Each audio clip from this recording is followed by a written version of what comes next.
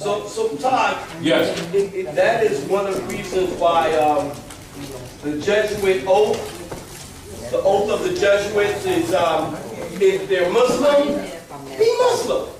If they're Christian, be Christian. yes. If they're Jews, be Jews. Right. But your loyalty is to the Vatican and the Pope. Yes. So whatever way you need to do, you need to cut your brother or sister's throat and COINTEL. Yeah. Whatever way you need to infiltrate, that's the Vatican oath. Yeah. But your loyalty. And that's how they work. That's how they work it. Exactly. We need to have that. I don't like to get started. Yeah, that's how they work it. That's how it's been working. You know, but until the people, and this is also what they talk about, like in your King Alfred plan, why they were saying it's so subtle. People looking at the so-called fiat, it's so subtle that even the bright amongst them will not be able to, what, extricate themselves out from under it. Mainly because their concepts are wrong. You see, they'll be thinking about the subject matter on the immediate tip, when the real deal is they need to understand that all these people are high priests. So you don't condemn what they know, you need to know what they know. Do you understand? Because what they know, they do not teach. What they know for themselves, they do not teach. But they do know the system of mind control for the masses, i.e. the counterfeit. And so you've got counterfeit law, colored office, colored authority for the masses. The rulers deal with jurisprudence, which is the science that treats a positive law. Not necessarily the morality of it, but the actual science of it, its principle.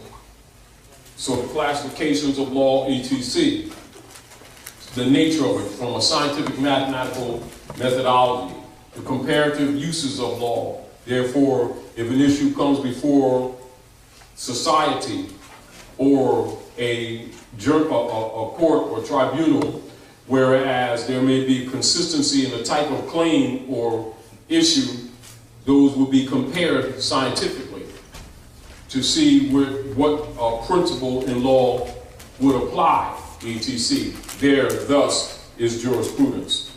And law is subject under jurisprudence, are we clear? So it's not law and then jurisprudence is jurisprudence, which is the science that treats of positive law. Logically, if there's positive law, there's negative law. Therefore, you need to know the science of law. Therefore, you need to know the cosmological principles upon which the law is built. This is the reason why, when it comes to the principle of the common law, why it trumps the statutory code, because it's indicative of you having an association to the knowledge of your ancient forefathers. Like Raleigh said, go back to that state of mind of your ancient mothers and fathers. If you did, you'd know this stuff. You see the whole point? And so when you walk before the Magi and you walk into those tribunals, they're not courts, they're tribunals, they can kind of smell you and tell what you know anyway, the way the energy you even carry. And when you start, talking that black and white stuff, they already know that you're asleep. They already know your food. If you start debating your beliefs, they already know your food. And will, according to how they feel, whether they, the wife fed their dog this morning, how they feel. You understand? Because they're magi. And so the point that I'm making is don't underestimate them and don't take it that because they're not discussing these things with you, that they're not operating on these principles, because they absolutely are. Their position is that if our people can run around day after day doing push carts, spending all kinds of finance, talking about what Allah is, what Allah is not, when Prophet Muhammad came, when he left, when Jesus came, what he's going to do, how many sandwiches he made on Tuesday, the Bible and the moon chart of the Mayan calendar says it's going to end next week, give all your stuff away, meet us down on 5th and 25th and type stuff, then you certainly should know the fundamental rules of civilization. And so those who don't are held in contempt, and they consider you food. Do you understand? That's why they say they consider people who don't use their intelligence as steaks on the table for the elite. They do, and they abuse you with no conscience whatsoever. That's why the King Alfred plan, they talk about genocide and slavery. And and that no moral or religious consideration is taken? Why? Any human being or people that do not use their intelligence to solve the problems of the planet are no better than the beasts of the field and are treated accordingly. So keep this in mind also, that when you're dealing with them, though they may be callously immoral in many ways, everything that they say is not necessarily wrong, because that principle is true. This is why they say ignorance of law is no excuse. They're really telling you that because it is no excuse. Why? Because the law begins with you. And if you don't know yourself, logically, you don't know your mothers and your fathers from whom the law comes that sets up civilization on the planet Earth. That's called the common law. And if you didn't know that, you should know it now. And their position is, if you don't know the common law, then they got a program for you. Because the rule is, man, know thyself. And so, this is also why in chapter 48, where the prophet talks about the Moors' nationality was taken away from them because they honored not the principles of their mothers and fathers. So now, when you walk before them, keep in mind, they're testing you to see if you have a connection to the principles of your ancient mothers and fathers, because it will display in both your language and how you act with your thinking, your philosophy, you see? And so, once you understand that, you understand the philosophy of law, or jurisprudence. That's why the jury of your own peers, you see? See how that works? Because it's based in divine law. But you're supposed to know that already. Because they're not going to tell you that. They're going to feed on you until you raise up. Taj, wouldn't that be a violation of a jury of our peers when our peers are so asleep because they're not coming from our mothers and our fathers' ancient history? How could that be? That's in violation of the Constitutional Republic, because you have my peers. You're correct now. Now, when one comes in propria persona, now listen to what you're saying, and it's apropos. How did the prophet begin to uplift the Moorish Americans? By teaching them to be themselves. What is being yourself in law? Coming back to your heritage. Coming back to our heritage, or now, I can relate to what you're saying, but that's not the answer. Okay. It's in one's own proper person, in proper propria persona. That was your answer. The other answer you gave would be satisfactory with us in law. But not in that form. In law, you failed. See, law specific. This is what it is. The fundamentals or rule of interchange between men and nations is man, know thyself. Honor your mothers and your fathers, because they put their trust in those names and the principles that were laid down from which the laws of civilization come. If you're, when I say you, I'm talking to me too, going to be telling people about gods and demons and everything, certainly you must know the rules on the planet. Because if you don't know the rules on the planet, don't talk about no gods that you've never seen. We do that, don't we? Matter of fact, we got a whole culture that covers that whole area day in, day out. And we fund a lot of buildings from different versions of whatever version we want to talk about, and fund them, give them our time, finance, etc. Don't they do that? Right? Now, and then can't tell you the rules of civilization? That's called contempt. That's dishonor. And thus you're dishonoring your mothers and your fathers, and so your days are cut short. So we call that racism, don't we? Wrong again. Right, because I was going to say, because we can't don't use just that. say wrong again. No, I'm removing the emotions. I'm removing the emotions that we have a tendency to lean on. Right. You know, jump into let's feel sorry for ourselves type thing. Which means we're part guilty for this. We're not totally innocent in our subjugation. That's why Drew Ali said he's traveled the South, and the life that we've lived, the life that we live, shameful for everyone who lives the life, which means we're living a life, a dead culture that's contrary to both truth, contrary to the divine way, suffering the consequence and accusing the world of racism when actually we're out of order. Yes, they're taking advantage of us, yes. And yes, they promoted the miseducation. Do you understand?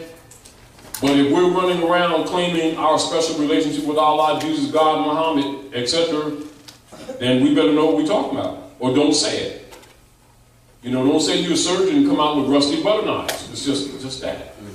Because it's contempt as soon as you do it. Yeah, but I thought I was a surgeon and at least they're knives. Yeah, but in law, this doesn't count. But they're my grandma's knives. We saved them. Don't go cutting on people. You know, opinion, goodwill doesn't make law. Facts make law. The people are destroyed for lack of knowledge, not they feel as though they want to feel as though. And in law, you're dismissed. And if you continue to talk, then you're in contempt. You see, because you're required to know these rules. You're the direct descendants of the founders of civilization. Then this is why the prophet said, how dare you stoop to the level of the beast? You see? And so when you look at all the prophets, whether Esau, Moses, Muhammad, etc., the Buddha, any of the Buddhas, because many of them were Buddhists too. Confucius, all of them in their principle is bringing people back to the law, aren't they? And what do people do? Based on the priesthood, always start worshiping the prophets rather than carrying out the law. That's where your problem is. Not only that, they don't even know law. Because they think it's some separate subject matter. You see the problem?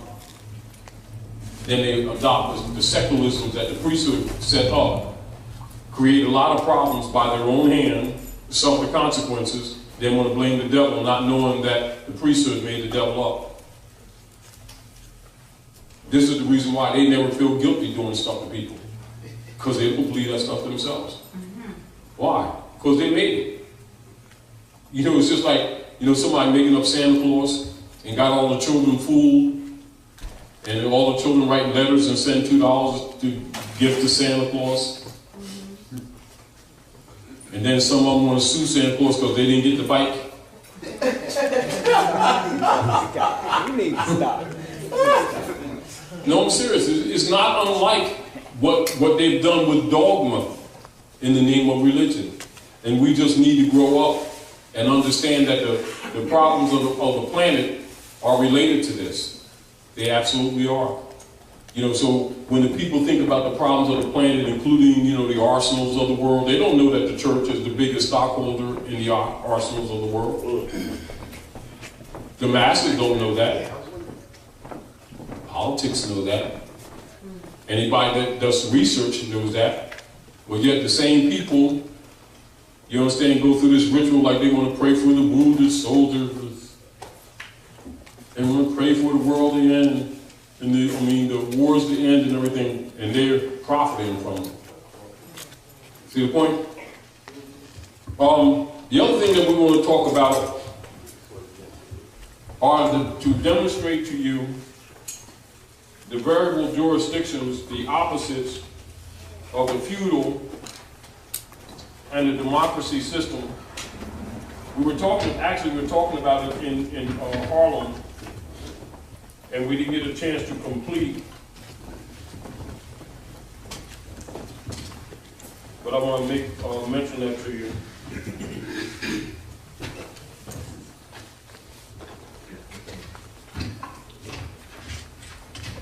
But you need to be conscious of the opposites.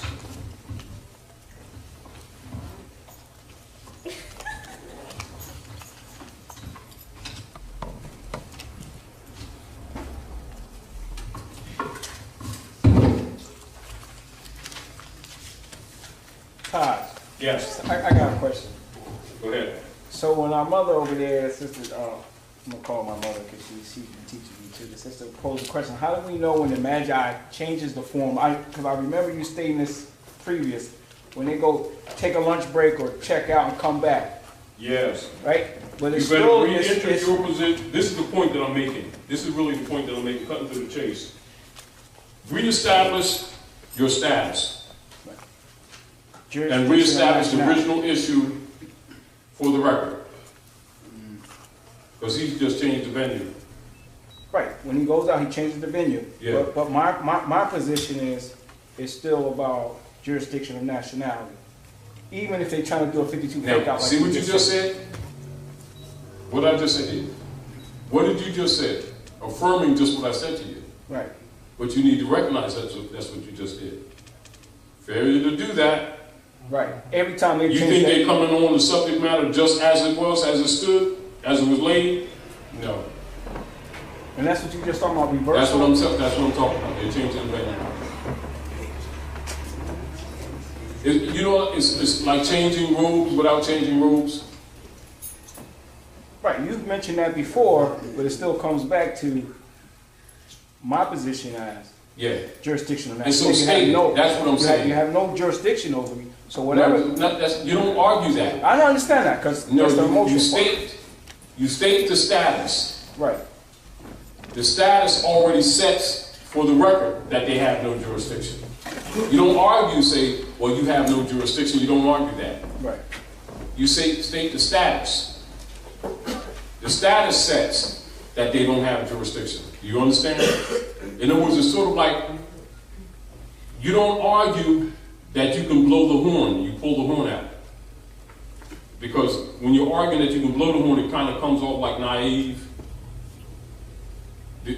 Right. It's sort of like people who argue sovereignty when they state nationality.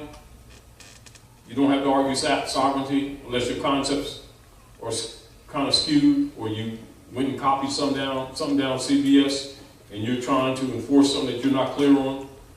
Because if you're talking nationality, you're talking sovereignty. Right. Do you understand? If you're talking citizenship, you're talking nationality. It's the subtlety of your awareness. It's sort of like they know, not necessarily that they know, they can assume that from your language, whether or not you went down CBS and copied something, or whether you really studied what you're giving them, and it's a part of you, just by how you're talking. You know, just like an adult doesn't get up and start saying, well, Judge, what I wanted to let you know is, you know, because A, B, C, D, E, F, G. See, because after the G comes the H. You know you're naive. You don't try to prove that you know the alphabet. You just simply start using the language. Do you understand what I'm saying to you? And they can sense it. Just like you can sense whether somebody knows what they're talking about based on the choice of their words. Whether they don't have to say things exactly the same, but the spirit of what they say has to be there, and it has to be clear. And when it's not, they want to test you. Why? Because Susie goes to college at your expense. They got that second house in the Poconos at your expense. They get kickbacks from the Queen of England for how much they robbed you for the Inquisition Revenue Services through the IRS, which is really belongs to the Popes of Rome. Has nothing to do with the federal government of the United States. And logically, however you respond, however your language responds, indicates what do you know about this stuff. You see the point? What they do or what they don't do is what they do or they don't do. But the issue is, what do you do? Meaning, if they smack you, how do you respond? If they come at you with any fraud, how do you respond? What is your language? What do you know about them? You see the point? So you don't argue jurisdiction, you put a quo warranto when it's supposed to be in before you went to the court. Do you understand what I'm saying to you? You don't argue with them with their name. You've done the research before you went in there and find out what their name and their bond number is, and you would have the record that they didn't display it, and you wouldn't be talking the case. You'd be asking them, you didn't answer the writ. What's up? You know how you want to go into subject matter when status is not set? Not just yours, but also his. You don't argue with them. You hold them to the law that they're bound already to. So therefore, you must know the Constitution, their oath, and that once that jurisdiction is challenged, they must answer. You don't start debating with them or let them get in no shouting match with them to prove that they ain't got jurisdiction. They don't. Do you understand what I'm saying? So you're saying that they still have to prove dues. Your proof is on them. When they can make you feel though you've got to prove something, they know that you don't understand that. That's the point. When they can throw the ball in your court and you start acting like you have an obligation when they have not met theirs, then they're going to throw another one in your court. Just like when Sister Roz was saying, like when they talk about you can put a motion in for dismissal. They open the window half opened and half closed. Islam. I didn't want to cut you off, but just to be clear, like a lot of the times, they won't even really argue with you. They'll just throw something out there like, well, I do have subject matter jurisdiction. That's all they'll say. That may be true. It's not really, still don't have territorial and personam. So if they say, well, we have subject matter jurisdiction, at that point, you're supposed to reinforce the fact that they don't have territorial or personam, because most of the times they won't even talk that. They'll just challenge you like that and say, I got subject matter jurisdiction. Yeah. But they'll never really claim to have personam or territorial. They'll act like it, but they won't say that on the record, for most part. But they will say I have subject matter jurisdiction. But then you ask them, then for the record, show cause and show the subject. Right. Because now you're talking about class of law. Yeah. You see? Yeah. But they never answered the writ, and they never... Yeah, but I'm just saying, your response would be, because subject matter jurisdiction is class of law. It's jurisprudence that we just talked about. So, it's the class of law. So you say, oh, good. Thank you. Enter into the record the class of law you're dealing with. Because that's the show cause. That's the nature of the charge. He ain't got no charge for real. No, the deal. No. In other words, if you knew what subject matter jurisdiction is, you would recognize what questions to ask. They would come up. It wouldn't necessarily be a question that you would ask ordinarily, but you recognize because you're talking about classification of law. So if he says subject matter jurisdiction, he's telling absolutely the truth. But he didn't tell you what subject. Right. And that's the He's playing you. They're seeing, this is what I'm talking about, they're seeing if you know what you're talking about. While in fact, your argument is valid. When he makes a statement like that, he opens himself up to secondary questions. But if you don't know what to ask, you kind of throw it off. And then you probably ask something else or get belligerent. Sometimes you got to, but you got to get belligerent with law. You don't get belligerent with guessing. Because subject matter jurisdiction can be questioned at any time, before, during, or after an issue or case, even if somebody's in jail. Wouldn't that magistrate be in violation because he's practicing law from the bench? Of course, but you could say that. You could ask when he starts, he said they have subject matter jurisdiction. Right. Oh, I have no problem. Right. I have no problem with that. Then enter into the affirmation of jurisdiction for the prosecutor. Then look around for the prosecutor. Right. The prosecutor. No, I'm just saying. I'm showing you when they make statements, they're opening up doors. And then if you don't know, you're closing it. Because they never gave you a security bond. You need to study. That's what I'm saying. You need to study. You understand, when you're walking into those tribunals, they're auction blocks. They're offering to auction you lest you're willing to speak as a free man and start acting like you know. Constitution has 7 articles, 10 bills of rights, right? Yes. Constitution, the organic. They say organic, right? Yes. What is an organ? An organ in the Constitution is related to an organ in the body. The Constitution is the makeup of man. Therefore, it's in harmony with nature. 7 chakras and the hands of man, the amanuensis master, descriptor. 10 Bill of Rights comprises the organic Constitution. It's based on divine law. Since it came from your forefathers, you're supposed to already know that. You see?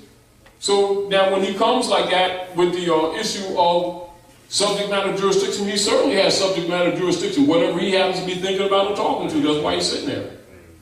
So now you said, oh good, I'm glad you cleared that up, right? So enter into the record the nature of the claim of the class of law that you're dealing with. Is it admiralty? Is it bottomry?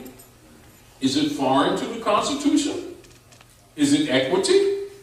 Is it contract? Is it estate? Name the class of law for the record.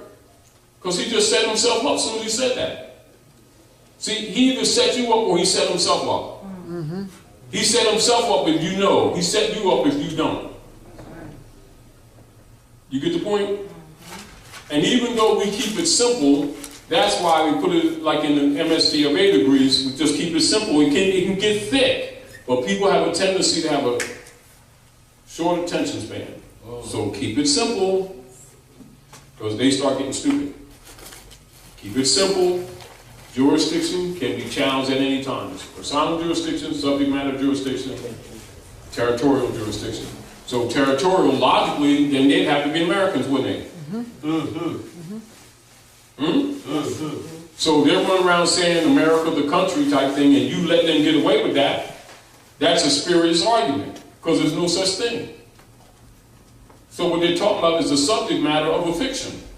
It's still a subject matter, isn't it? And so you set your status, make it distinct that you're the natural living being distinguished from any corporate entity that they may present. And then when he makes any statement to you, you start looking around and he's going to ask you, what are you looking for?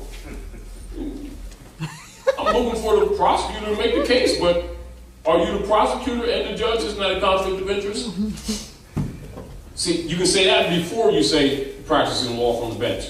Because you just, in evidence, for the record, where's the prosecutor? Because I want to challenge the jurisdiction. See, you ain't challenging him. See, another trick is this. When you challenge the jurisdiction of the court, if you're challenging the judge, it's not who you should be challenging. You should be challenging the prosecutor. Because the prosecutor represents the accuser. Or the accuser.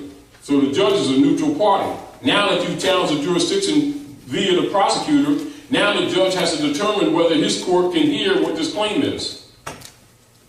But most people challenge the judge's jurisdiction. Although you have that right, you got to go around it and get to him. Because you don't challenge the judge's jurisdiction, you challenge the prosecution of the state. You see? Now, meanwhile, 9 times out of 10, ain't no prosecutor sitting there because the judge talking trash. Now, you say, for the record, and you say, feels like you're trying to hurt me? You're trying to tell me that you're going to do something to me for exercising the right that you're bound by law to protect, because I have right here your sworn oath. This is Exhibit 3. Oh, and I have right here your indemnity bond number with the resolution of this corporation that you're working for. Do you have a Dun & Bradstreet number so I can add to this? Dun & Bradstreet number? Yeah. Yeah. You know, I mean, you're just being calm. You're not really, you don't battle with them because you already know what the rules are. See, you're not even talking into the subject matter. You're not arguing that you have 5 tickets. You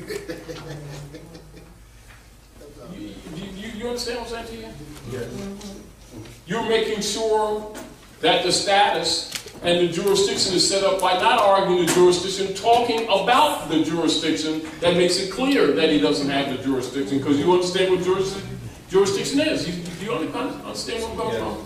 If you understand what jurisdiction is, talk about the jurisdiction and thus challenging it. Because you already know that they're trying to counter people because people paint them in a corner. So they're doing arbitrary stuff. So talk to them on the subject without getting into the subject. Based on what they say to you. Right? Because the jurisdiction must be proven by the accusing party. Now the judge practicing law from the bench is now acting as an accuser. That's why you ask for the prosecutor first, and then when you notice he ain't around, then you look at the prosecutor. Come down and testify. Swear in. For the record. Now you got him. In other words, you don't have to always feed into how they're coming at you. But make sure you say it for the record. You see? Yes. So once you understand what their obligations are, your protocols come naturally. You don't have to say things exactly like we say it. Even when we put like affidavits on sites and stuff, we do those as examples for people who haven't had the opportunity to study as a stopgap measure. But once they study, they can modify them and make their own. Cut and paste. But the principles must be there. When they start seeing that you don't understand the distinction between feudal and allodial thinking, and you start mixing them, they start recognizing that you're neutralizing your argument. You know what I mean? Like if you start talking about the obligations of the officers of the court, and then you mix in black and white stuff, they already know you're dead. Then your argument's dead. You understand? If you don't challenge the dispensation of the transmitting utility you may have on the paper, and they ask for a discovery, that piece of paper you're reading from making claims against me, I don't have it in front of me. How come I don't have it? I entered discovery. Can't defend something I don't know. I don't even know what you're talking about. How can I prepare a defense when you're reading claims and charges and things like that on some instrument that that's not related to me? Let me see. You can do that. And if you don't know you can do that, then we have a problem. Do you understand what I'm saying to you? And then, if it's a claim, if they say there's a state's claim, well, the state says this, the state says that, let them get their stuff off and start talking right. Well, the state never talked to me. According to the law, which state are you talking about? Him, she, or what? Who? States, a foreign, private, for-profit corporate entity created 1947, 1933. It wasn't even sanctioned by the Constitution. Doesn't it say state of? You can't talk. I didn't injure Santa Claus and I didn't injure him. Her, whatever his gender is. Are you speaking for him? Are you the accuser then? Get down and testify. It's that simple. You just disrobed them. In other words, don't be so tempted to always argue the specificity of the law, but recognizing what the law is, you can formulate protocols on your feet. It's like type of thing. That type of stuff. Like weave. Last week you weave like this, weave like that. In other words, you got to be thinking on your feet. You think on your feet by knowing what their obligations are. They're always trying to put obligations on you, but if you know what their obligations are, you let them get their stuff off, then paint them. Let them stick their face out and then put paint on it. Same way they're doing you. But you do that by knowing what their obligations are. So these magistrates often play the role of both prosecutor and judge and are never challenged with it. That's the major thing. When they start talking trash on the bench, say, excuse me, I didn't, and you start looking around like this.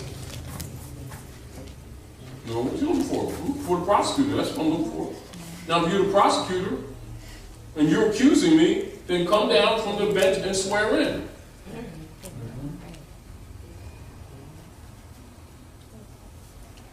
For the record.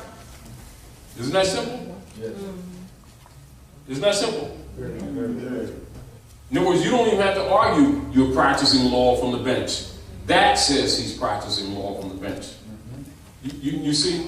In other words, demonstrate that you understand this and not necessarily just making the statements as they would be properly made all the time. That would be proper, but when you come like that, they know that you understand. They know you comprehend. You know what their obligations are, right? Or they start reading from script. And we have here 2 charges. You had the sneaks tied together on Thursday. One sneak was a Nike and the other was Adidas. Now, that's $50 fine plus course support. You know, you don't start arguing the sneaks. You got all that stuff in front of you. I haven't seen any of that stuff. I have no idea what you're talking about.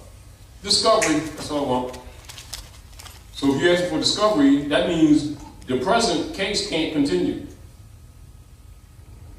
You don't have to say, you know, a continuance or dismiss. It can't continue.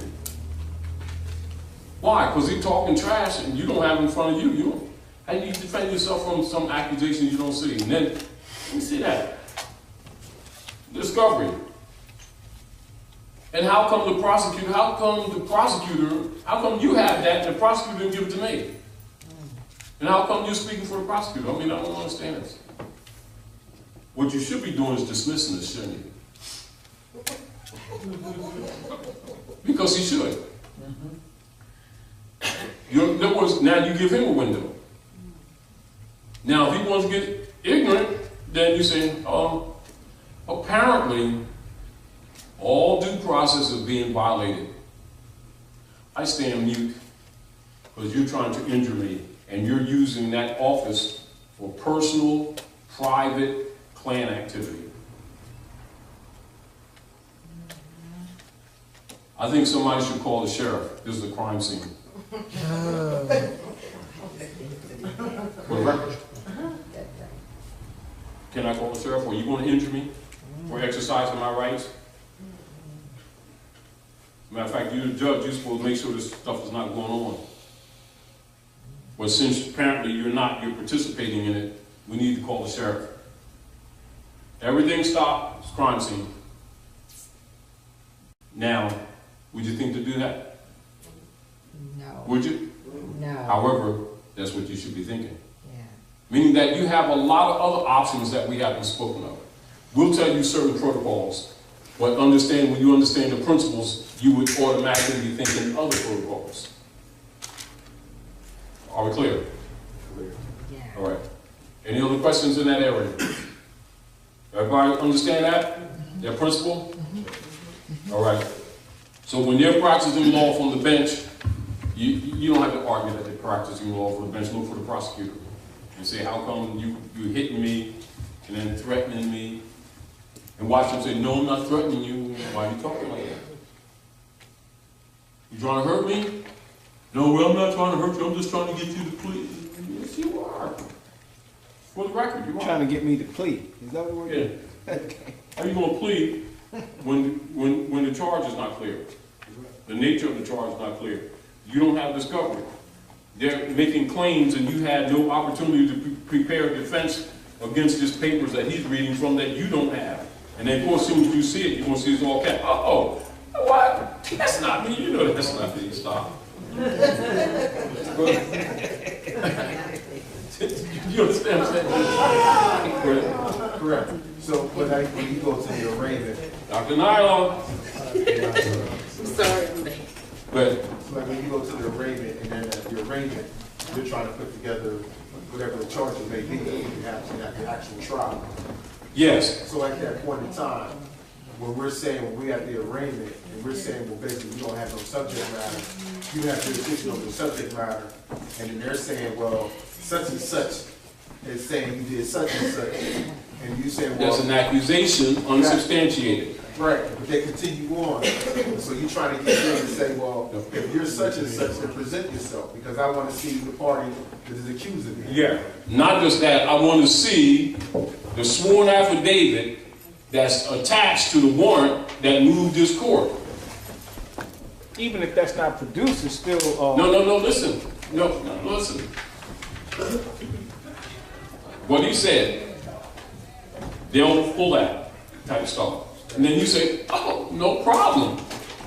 Discovery. I want to see the sworn affidavit that's attached to the Fourth Amendment warrant signed by a competent judge that moved this court. because that's what moves the court.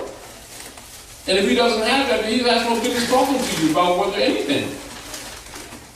In other words, you don't have to get into subject matter. You don't necessarily have to challenge subject matter jurisdiction. You say, well, he's talking trash, right? Discovery. Let me see the sworn affidavit, not just questioning the accuser, question the sworn affidavit which was necessary to make the claim. Because there had to be a deposition that's attached to the warrant that creates the summons.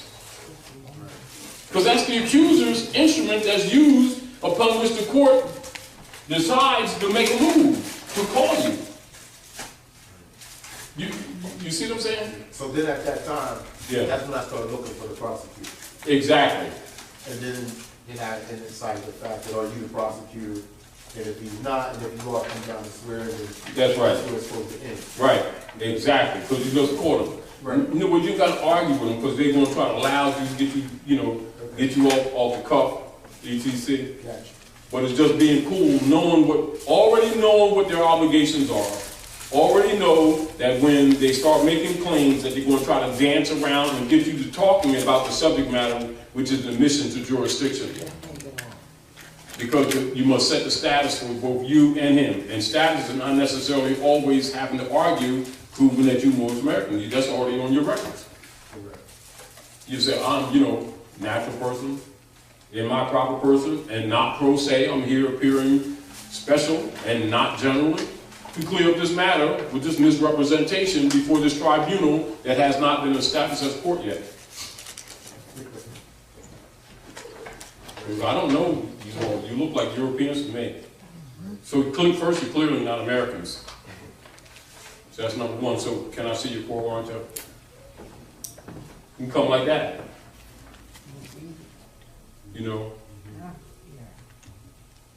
Islam. So, what's this thing that you said, like, to put the court in action, it has to be sworn affidavit? All right, this is the principle. No, I have a question. These attorneys have this thing they call a verification. That's not. Well, the verification, that would be it. Is that a sworn? They're implying without implying without producing, and you didn't challenge their That's what claim. I'm saying. Yeah. They always. Because to verify, yeah. But see, what we've been seeing is that the court is allowing this verification without. All right. Now, that makes the court part of the fraud. Of course they are. Yeah. That's why you got to come at them like that. In other words, sometimes you have to dance with them. You know what I mean? Right. So but you let the judge. But that's a point of challenge right there. Yeah. You let them talk. Let them talk trash first. Right. Look, and when the judge talks a little bit of trash, doesn't get it off, then you ask them, for the prosecutor. You're trying to hurt me. How come what you're saying to me, these charges, is not made by the prosecutor? Are you prosecuting from the bench? You ain't saying you're practicing law from the bench. You prosecuting me from the bench? You're trying to hurt me? Now, according to the law, what you're supposed to do is see that all parties inform all other parties of their claims in accord with due process, and that the accuser presents his case and presents the sworn affidavit for the record in discovery to me for what claims and the nature of the cause before the court so that I can prepare a defense. I haven't had none of that. Not only that, you're prosecuting as if you're a jury and the prosecutor. Are you the judge? If you are, state it for the record. You're the prosecutor, state it for the record. So I know which one because I don't know who I'm talking to. And he said, you trying to hurt me? Watch him start saying, no, we're not trying to, we're just trying to do. Yes, you are. Can you state your name for the record, your full name, and your bond number, your indemnity bond number? I noticed that when I walked in here, I didn't see court warrant, I didn't see any certification for the activity of this court. There was no warrant posted. That has to be posted. No, I didn't see a constitution. I didn't see anything. As a matter of fact, I'm asking you, you won't even tell me your name. Isn't that a violation of law? Yes. You're a public servant? At what point you just say, okay, well, I'm out of here then? You can say, but the deal, you want to get stuff on the record. Right, okay. See, the major thing that you want to do with them, if you're there at all, meaning that you're already wasting your time, which means they're already taking up your time. So use the time for them to say things that can be used against them in any future action, as well as what makes the present issue dismissible or reversible, even if they're trying. Because most of the time, 99.9% of the time, they're acting in color. You already know that. And they're administrative anyway, so you already know they're in color. But allow them to prove they're in color. You know. For the record. Yeah, for the record. Islam says. Islam. But if it's not a court of record, I mean... That's why you ask questions. Is this a court of record? Like stuff like that. Yes. Back to the point. Knowing what their obligations are, hold them to their obligations. Because the court of record, logically, already has the sworn affidavit, and that's going to be produced to you, and you ain't going to have it anyway. Right? So the judge's obligation as a judge right now is to dismiss it already. Because they're going into what? Making a charge. How can there be a charge when there's no sworn affidavit attached to a Fourth Amendment warrant by which the court was moved in the first place? Because that's what causes it to move.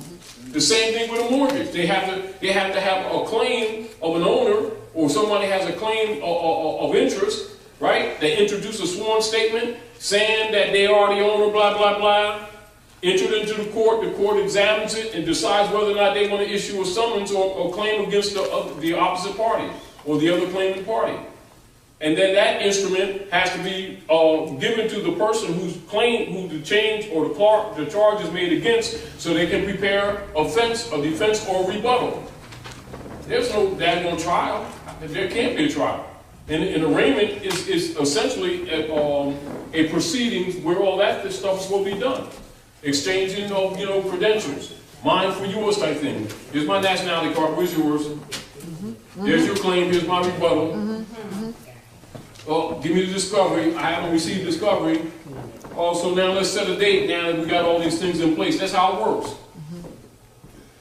They bypass that because they've assumed jurisdiction, made an adjudication, and start talking trash. But if you know that, you don't get caught up emotionally. You let them get a little bit of their stuff off, because their stuff already kills the case, even in their venue. Yeah, let them talk a little bit, and then snap the trap. Like put the cheese in the... You like mice? Yeah. Cheese, they like cheese twist too. The trap. The mouse coming across the floor, you don't go chase them like this. Let them go get in the trap, let them go. Start biting on the cheese and... Oh, man. Let them get it. See, because they're operating under color, they're operating under color, so you're not looking for them not to operate under color, or that you're talking to them and then they're going to stop, because this is, they're against the wall. This represents that this stuff is over. They're going to have to start firing people. So they're going to push you to the wall. They're going to box you until you either get out of the ring or they get out of the ring. So knowing that's what they're going to do, let them get their stuff off, get it for the record, have witnesses and stuff like that, and get them now or later. Maximum law, he who leaves the battlefield first, loses. Yeah. He who leaves the battlefield first, loses. Because they're not dealing with what? They're not dealing with jurisprudence. They're dealing with color of law. They're dealing with bottomry. Knowing they are, if you already know they are, let them paint it. Let them do their thing. They're doing it anyway. See, they're looking for you to get belligerent so they can try to imply that you're being contemptuous. You understand? So let them just calm down, get the little stuff on them. Just court of record, prosecutor type, you got them right there. So if they made a decision by their own color rules, it's dismissible. Now you got to sue for them because they've taken up your time. Now you give them a loyal court schedule. Islam. I had a case, the situation was my tax expired, their tax expired, and policeman stopped me and got my car towed. And he actually called the tow company and my sisters were a witness, and I let them know that I can tow my own car, you know, my own vehicle or conveyance. I asked him for his delegation authority. He said, I am the authority, blah, blah, blah, blah. So I sent the quo warranto and everything. Came in suit and tie, brothers. Came in suit and tie, noble. Not no jeans, looking like Ray Ray. And I had two of my support members here. And I just went up gingerly. Morning, Your Honor, afternoon, and no fear or nothing. And instead of dismissing, they postponed it. And so I think I told you about that. But what it did, we had a group meeting, and I said, but what it did was give us another opportunity to ammo up. So now what I did, I sent another quo warranto. This time I put the stamp, thumbprint, signed through, date. And I put that through, and a allodial cost schedule, and I put that in gold eagle coins. And also the discovery thing. I put discovery, but I asked the question, why wasn't the case dismissed when the accuser / corporate agent / public servant and his name, I even got the guy's license plate number. That's how agent I was. And that's what you're supposed to do. Yeah, and so I put those questions, and but it was more addressed to the accuser, not to the judge. It was questions that I was asking regarding the accuser, because it's their word against mine, and the fact that even the Magi said out loud that I was charged or accused of the same citation twice. That's double jeopardy. So I put that in there. So June the 5th is going to be the next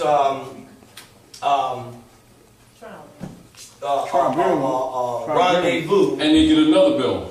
And so the allodial cost came up to, like, I put $10,000 for violation of my Universal Declaration of Human Rights, $10,000 for violation of my indigenous rights. God, I put so much. I put $5,000 court costs. Breach of oath. Oh, I didn't put that. But I didn't put that. But I already sent that, and so I still have enough time to send more documents. But again, one of the members of the group in Baltimore territory, they got their case dismissed, wham, bam, shebang, boom. However, this is a good exercise project for me. So this is a good project. Because even right now, I'm already formulating coming in there. I mean, I'm already in theater. So I'm going up there, Perry Mason, but melanated. I'm a melanated Perry Mason. Ironside. So this is just something that like you said, they're going to end up throwing it out. They're going to dismiss it. But just for us in the Baltimore territory, in our particular group, the community law group, it's a good exercise for us in protocol. What documents go first, what document goes second, what document goes third, the reaction. Then we talked about it afterwards. And they get very intimidated when you have support. You definitely go after their bond.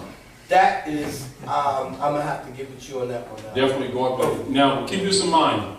Now, I'll write this down for those who may not know this. Every public servant, everyone that's operating in a public servant position must have a charter. That's the quo warranto, to do business in North America. So look at charter and quo warranto related. And with that comes the bond, are we clear? The indemnity surety bond goes with that.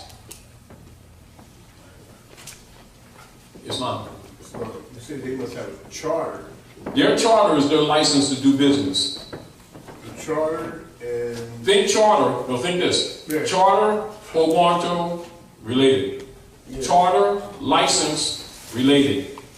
It's like they ask you for a license. You're just, when you're saying pro bono, you're asking them for their license. Right. When you're saying delegation of authority order, you're asking them for their license. When you say bond, you're asking them for their insurance. When they ask you for license and insurance, when you ask for a warrant and bond, you're asking the same thing officially. They're required, you're not. They're public servants, you're not a government employee. All elected officials. It applies to them. What they've been doing is converting your rights into crimes and racketeering off of it.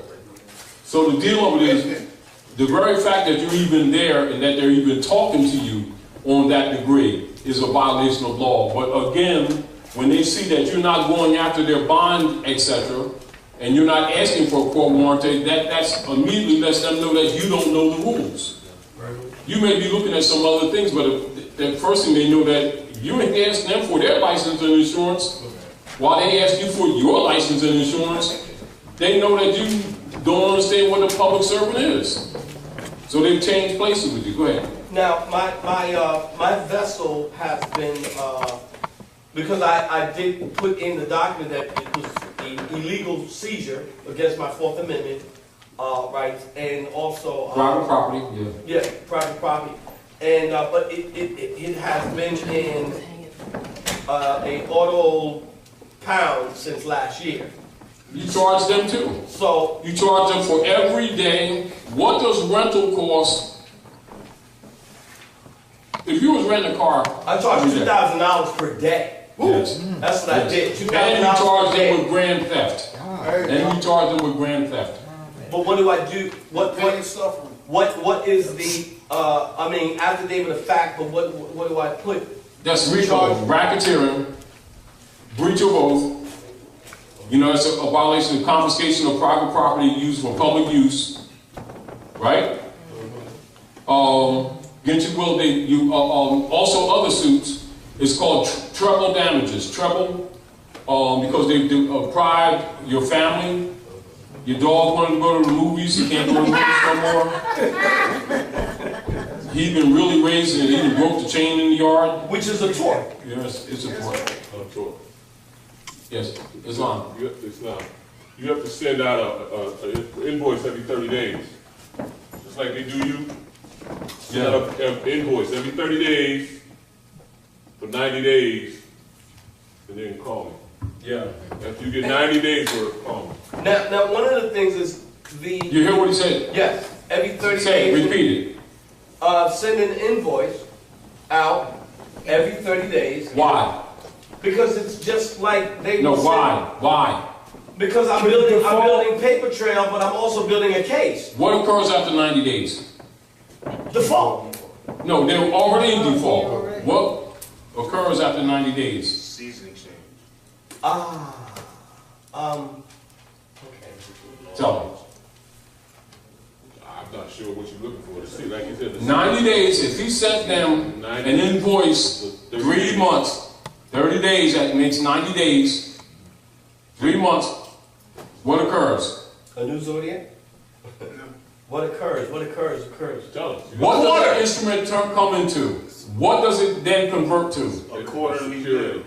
Say again? It turns into a security. All right. It turns into what? It turns into Security. Yes. Explain that, please. It turns into a security. It's now become something that we can address. Just call me after 90 days. But you just say that because you're looking good at the door like that. Time. Listen. Everybody got their mind on money. Money, it ain't real. It ain't what's going on. Yeah. What you're doing is putting yourself in a position to where you have leverage on them to make them conduct themselves in a better manner. After 90 days, you now have something that can be turned into a negotiable instrument that can be used Against them to grab at their fiat. And when you go in their pocket, you get their attention. But if you start doing it every 30 days, they're going to realize that you understand what you're doing. And on day 90, when they get the third one, they're going to have a whole new attitude because now they know you're looking for somebody to come collect. Yes. 30 days, every night, every 30 days for 90 days in common. Yes. Yes, sir.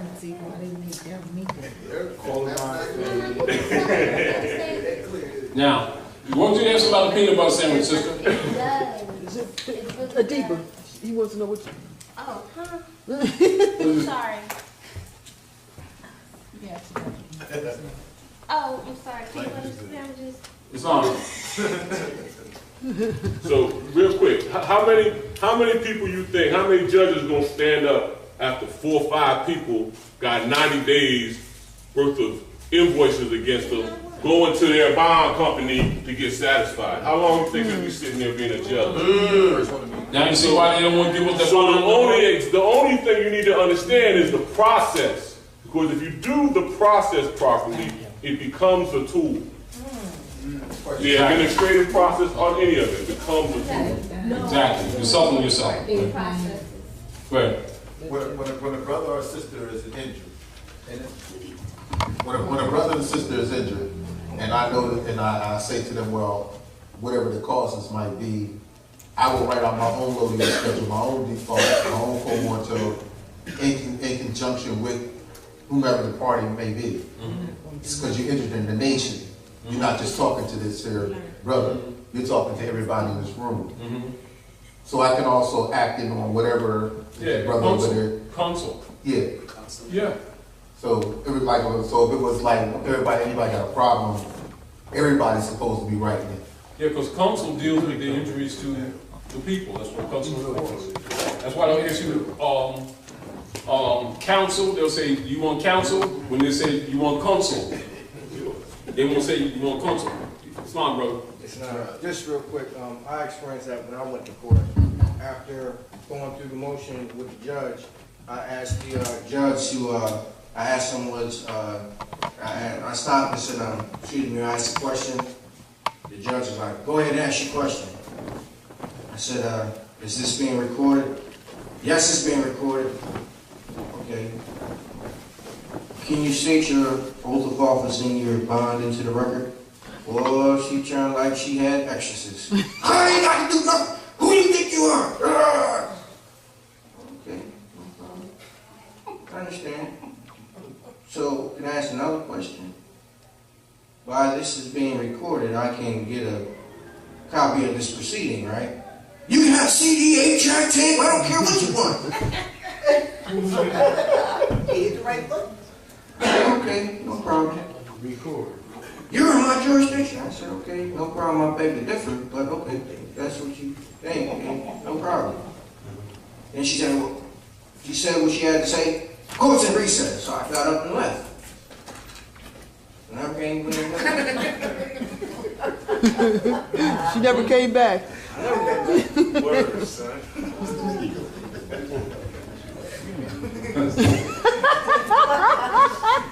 They never called back or nothing. She didn't establish. They don't want to. If jurisdiction is challenged, they must answer. It's not optional. You can still go out there. Can be challenged even after cases closed. Still. You can still be challenged anytime. Question. It's not. Okay, this is dealing with formatting.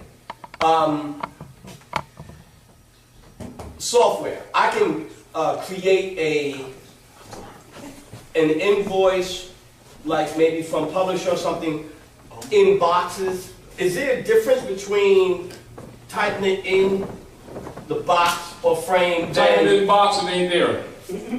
So no frames or nothing, just tab over. Leave your stuff open. Okay, gotcha.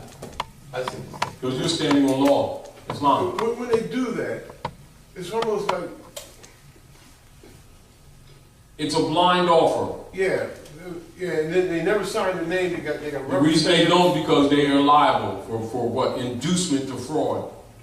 So that means when I get an invoice in them, I was just going to say, but that's basically saying when they rubber stamp it, they're out even they're outside of the umbrella of their liability, their insurance right there. The ultra-virus statutes. They're right out there. Yeah. That's why you get their names. And you, as a matter of fact, you can get their names and you stamp it on there. If you have an instrument that that they send you, and you go into some court, whoever's talking trash to you, ask their names, and say, "Oh, you forgot to put your name on this document that was imposed. Put me here. I'll put your name on there." Here goes an example, Todd, if you want an example. Also, another example, yes. Keep in mind, they'll send you mail like this with that red marker on there without a postmaster stamp that's been canceled out, right? If there's no postmaster stamp that has been canceled out, this is mail fraud. Okay. Particularly if it commands something from you, some performance or claims of debt, owing, and it comes like that, mail fraud. How about it comes with the black postage stamp on it? Because it must be canceled out by the post office. Good. If it's not, it doesn't have a canceled out stamp, it's a fraud. Wow. Yes. Now, final notice.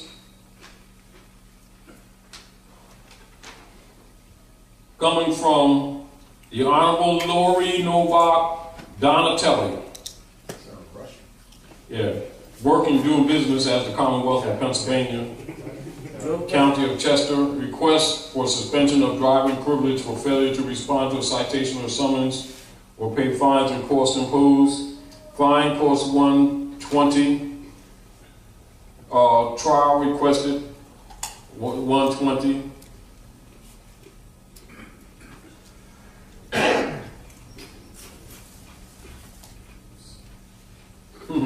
Submit check or money order to the above, and this almost looks, it doesn't look exactly stamped there either.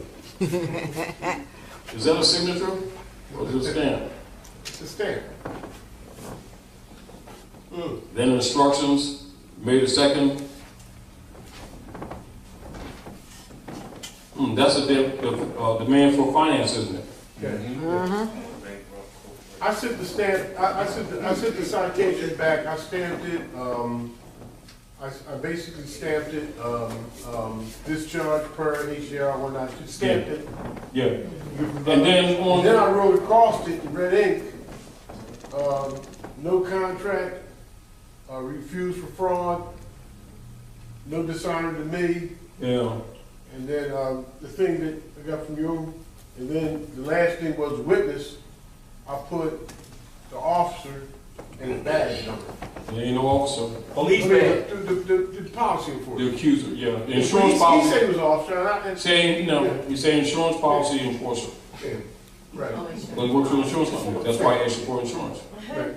You just told you he's an agent. Now it says Commonwealth of Pennsylvania versus Michael E. Pugh Sr. And they wrote it in a small case.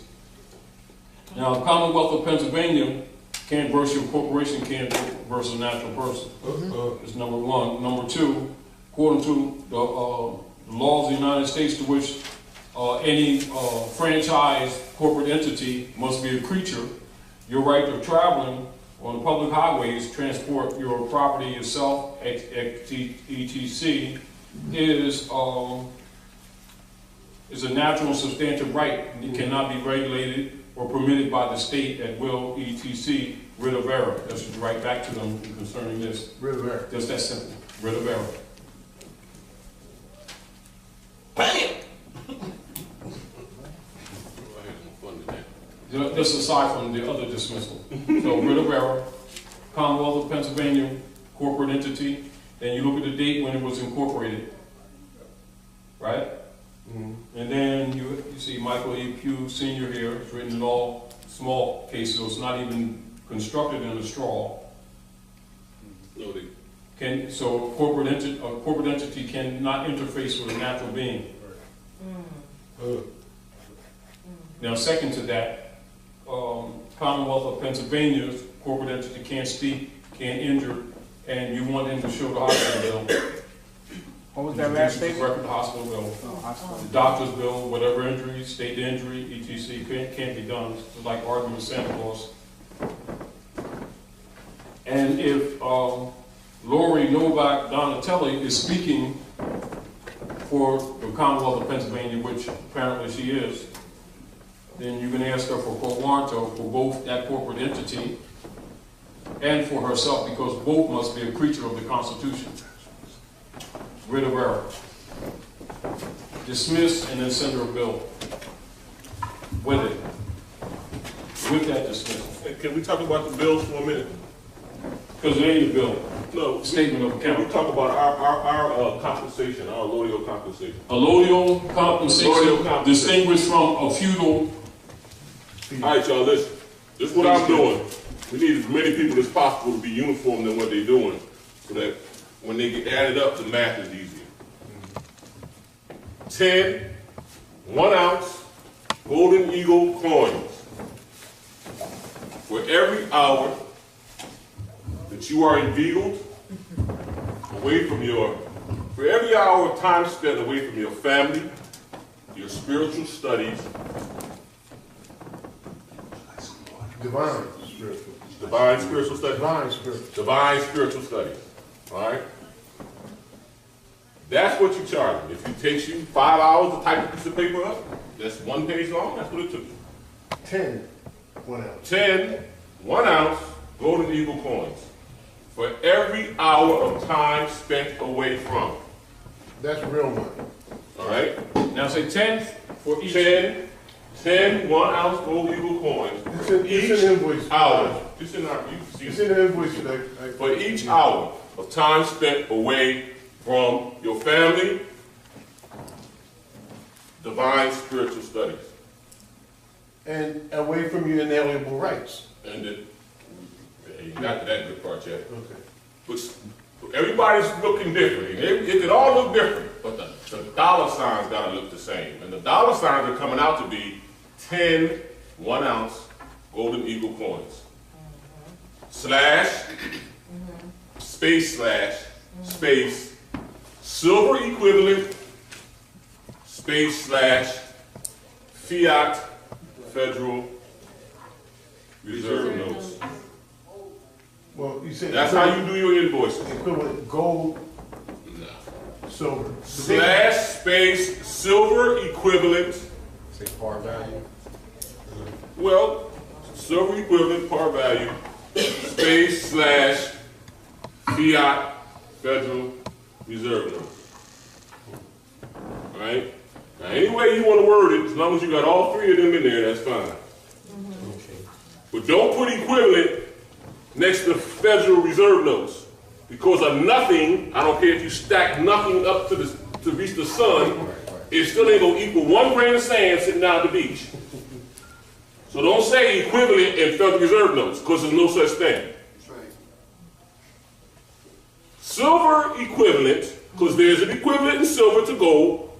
That's right. But see, There's a That's why I silver say gold. equivalent in fiat There's a as silver well. equivalent to gold. No, there's a silver equivalent to gold because silver's real. I get that.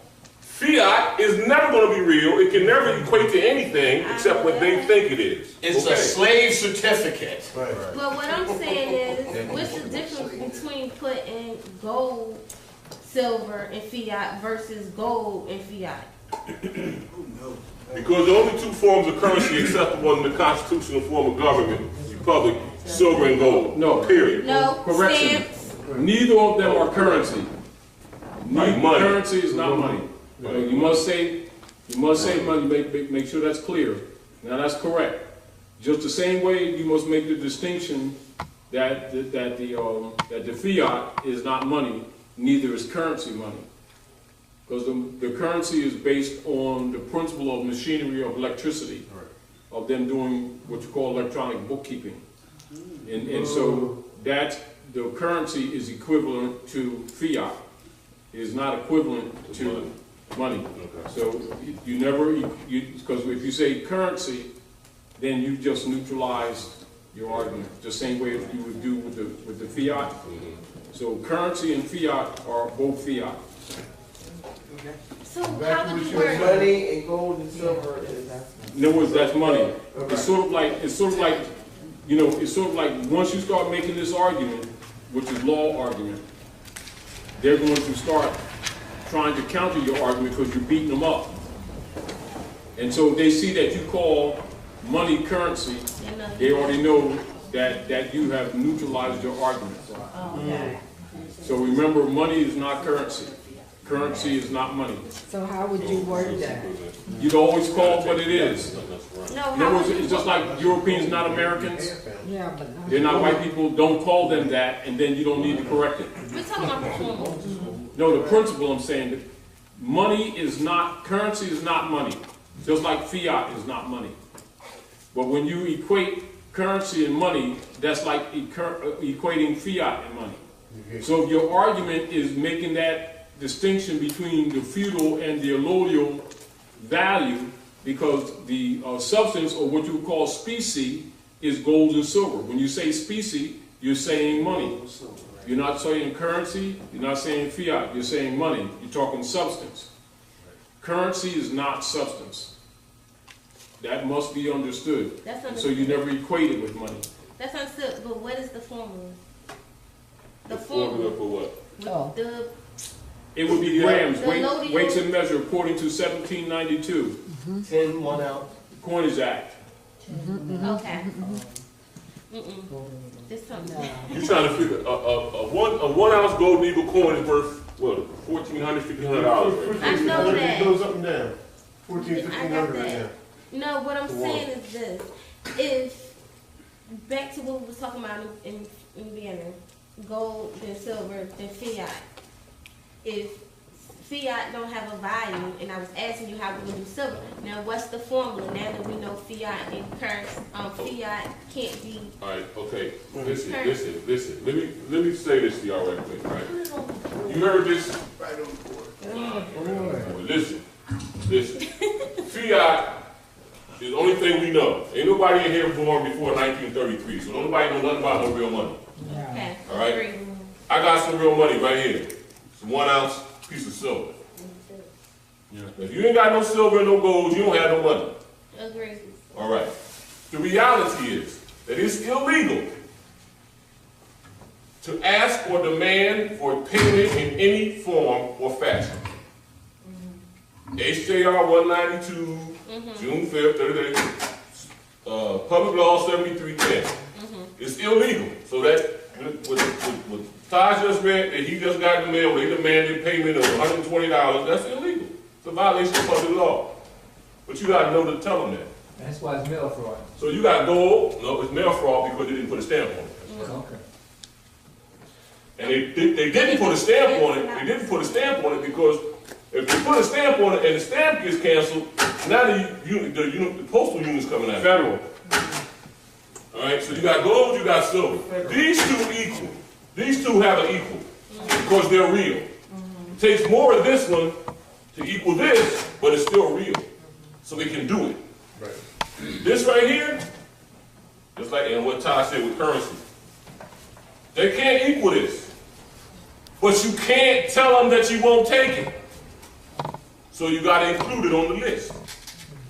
Or else you're breaking the law. And you would say, How if you make reference that you were willing to accept it, you would say such and such in Federal Reserve notes in lieu of lawful money as per Article 1, Section 10.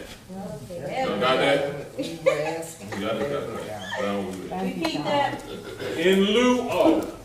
Write it down. So at the end of that, in lieu of. And you say in lieu of lawful United States money as per Article 1, Section 10. And therefore, in other words, you're taking that as a token, and if they give you $1 million of it, you still ain't paid. They still owe you. That's a cute poem. And one of the things, like what he was saying, because some of our activities, and everybody's not into this, but because of some of our activities that we've been doing away with some debt, that's the same argument that they have with us when they try to say, oh, you didn't pay. oh yeah, we paid you. You know what I'm saying? Because they're trying, on the other foot, they try to tell us that we only take money. Like he go to court and they tell, what the judge tell you? He only wants, what? He said he only wanted a certain. Yeah, he only took cash. So he only took cash. So what he did right then is he violated the public law. You know, so it's a two-way street. You know, you just got to be standing in the right part of the stream. But now here's why I'm asking y'all to do this, all right?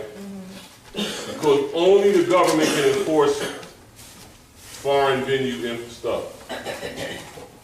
We have to be unified in our approaches to enable the government to be able to enforce our approach.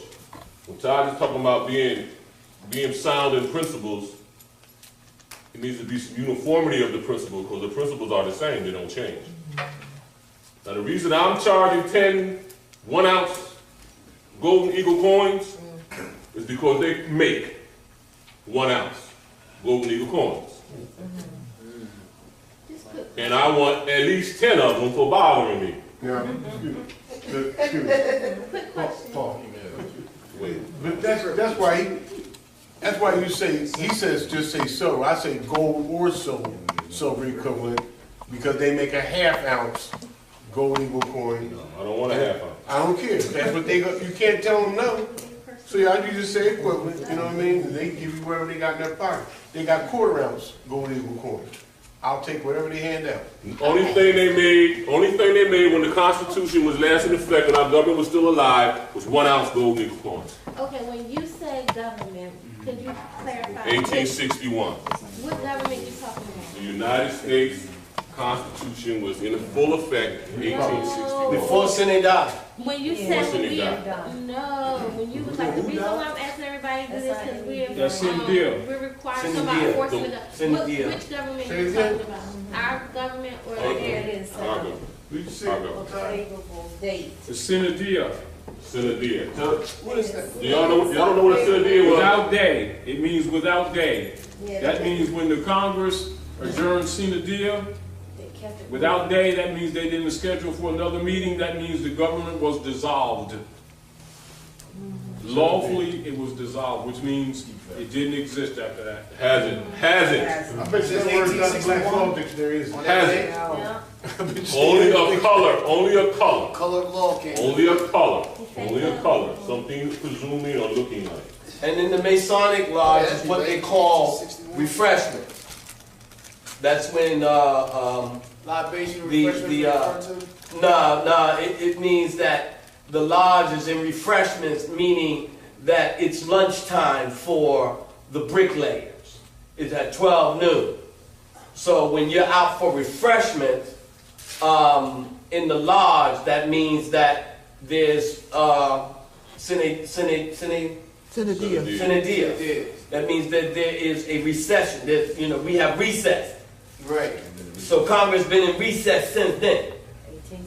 Means there's no, that means like say when you adjourn any corporate entity, any business, any formal meeting that's adjourned and the secretary does not appoint for the reconvening of the meeting at that meeting. For the record, at that time it is forever dead.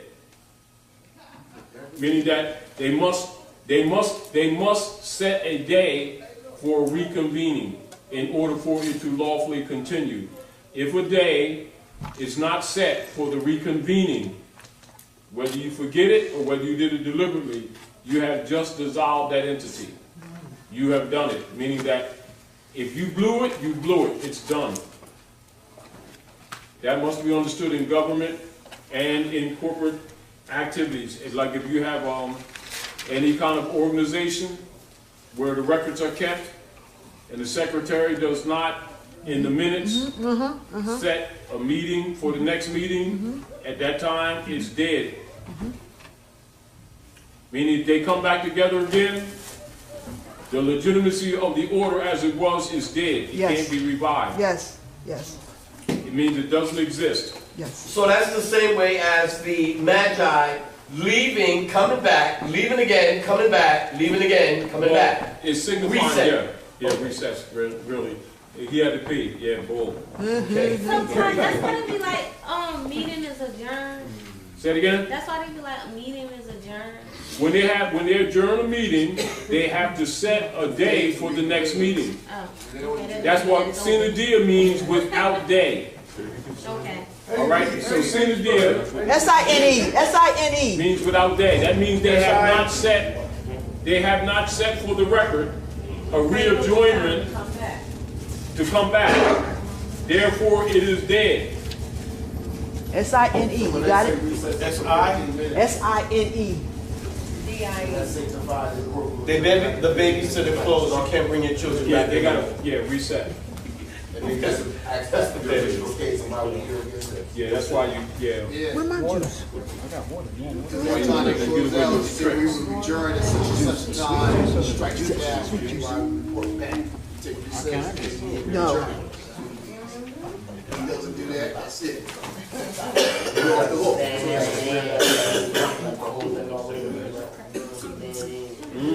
Yeah, absolutely. But then that'll work to your advantage because you were there, they never finished it, so. And you don't necessarily. Thank you so much, sir. Swear in, you can affirm. No, that's for them. But see, like, they know. Yeah, and that's back to what the brother was asking about verification. I don't know if you look the word up, but you should probably look it up.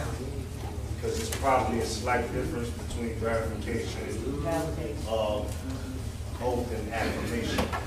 So I want to just see etymologically what the difference is. Because it just be little words like that, they make all the difference. Yeah, like, you going to swear in today, you know, or you're going to affirm today, it's a different situation. So, you know, affirming and verifying, they might have two different attributes in law.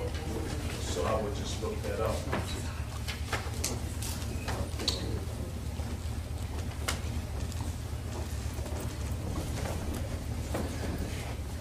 hook me up for a call, because she just gave me some hot food. Where's my mom? What you want me to do, Tom? You ready? Here, leave that with them. Where's my hot?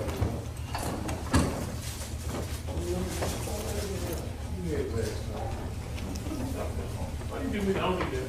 All right, y'all. I don't know what he want me to do. All right, so check it out, y'all. Listen, it's important. Remember when Taj says fundamentals and understanding it, overstanding it?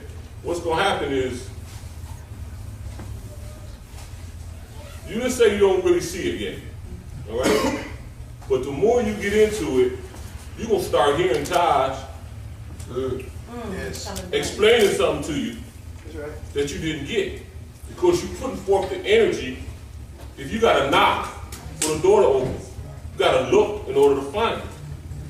So you got to have some sweat in the game. You got to put some equity into this mission, this journey, this evolving, this emancipation. You got to put some energy into it in order to bloom out from underneath of what they got heaped on top of it. All right? You have to have a commitment for transformation. And that's only going to take place. Ask my wife when the last time she saw me watch a sports event. Whoa. When's the last time you Last time you watched a sports game? Last night. It was silent, but it was a few days ago. Now, how much sports events did I watch? How much sports events did I watch before I got into this information? A lot. Oh, well, like March Madness, I'd say see you in April. Thank you. I ain't watched one March Madness game. No, you didn't. Not one. All right. Because I have a commitment for transformation. What I'm trying to do now is change what's been heaped on top of me. That's right. All right? You gotta have a commitment for transformation. All right? What you need is sitting right in front of you. But you're not gonna get it till you start looking. And until the universe understands, oh, now you need it. You're gonna get it because you want it. You ain't gonna understand it because you want it. you're going to understand it when you need to because you got your energies into it and it's going to start opening up like a floodgate. But it ain't going to open up if you only show up every 2 weeks. It ain't going to open up if you just dirt tired of studying about it when you get a chance. You got to have a commitment to it. Because what you don't really seem to understand is that we have, even me, now I call myself intelligent. I don't know jack. I can't cuss it. I don't know jack. But I didn't know jack until I got introduced to this. Until I found out that the American was the various copper-colored races of peoples found here by the Europeans. That's when everything flipped, all right? And I found out all the time I thought I was dysfunctional and jacked up, but I really wasn't. I was fine. And my spirit was fine, trying to keep me from falling in to all the mess that was being heaped on top of me and to get me up out the hole. It's not as far away as y'all think it is. It's really close. It's just like that. And it don't make no difference what you got on a piece of paper if you don't know what the heck's on the paper. And you can't talk it, speak it, and be it. Okay? Islam. Islam. I got a lot of respect for these folks here, y'all, because these people right here have dedicated time to energy. Yes, they have. To ourselves, to our ancestors, and to their efforts to manifest what they presented for us. All right. Yes, sir. Islam. I often go, Sister Fuller, not to throw you out there. Sister Fuller works with juvenile, and lots of times I go and I speak with them. And they angry, but I let them know that you have every right to be angry. You're right where you're supposed to be because you're warriors. I said, but you know, what got you in detention is your decision making and the choices that you made. Your behavior, not behavior, I would tell them that their thinking pattern.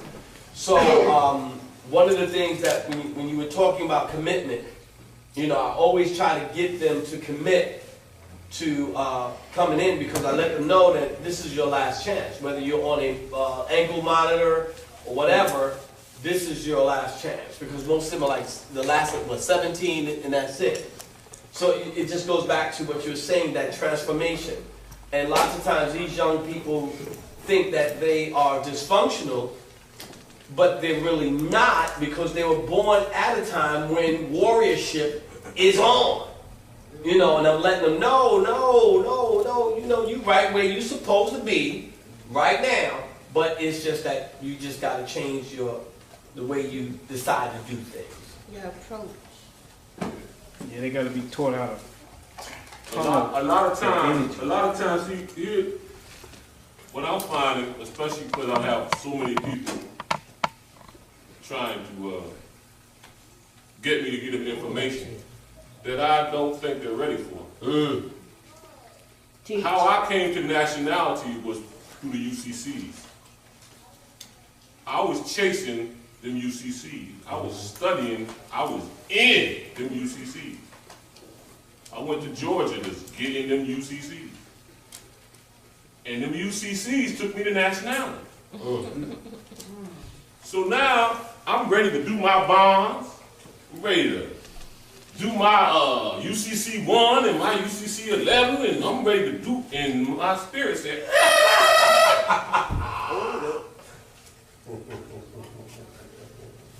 I ain't know why. I just knew my spirit told me to stop. I got my bonds that I did right down there in Georgia. I got them in the folder. They're all ready to get mailed up and stamped up. And they're still sitting in the folder. My spirit told me to stop. He like, get me a tie. It's the fraud. It's the fraud. If you go into UCCs, you accepted the fraud. Now you condoned it. You wanted it, didn't you? Okay, now you signed off on it.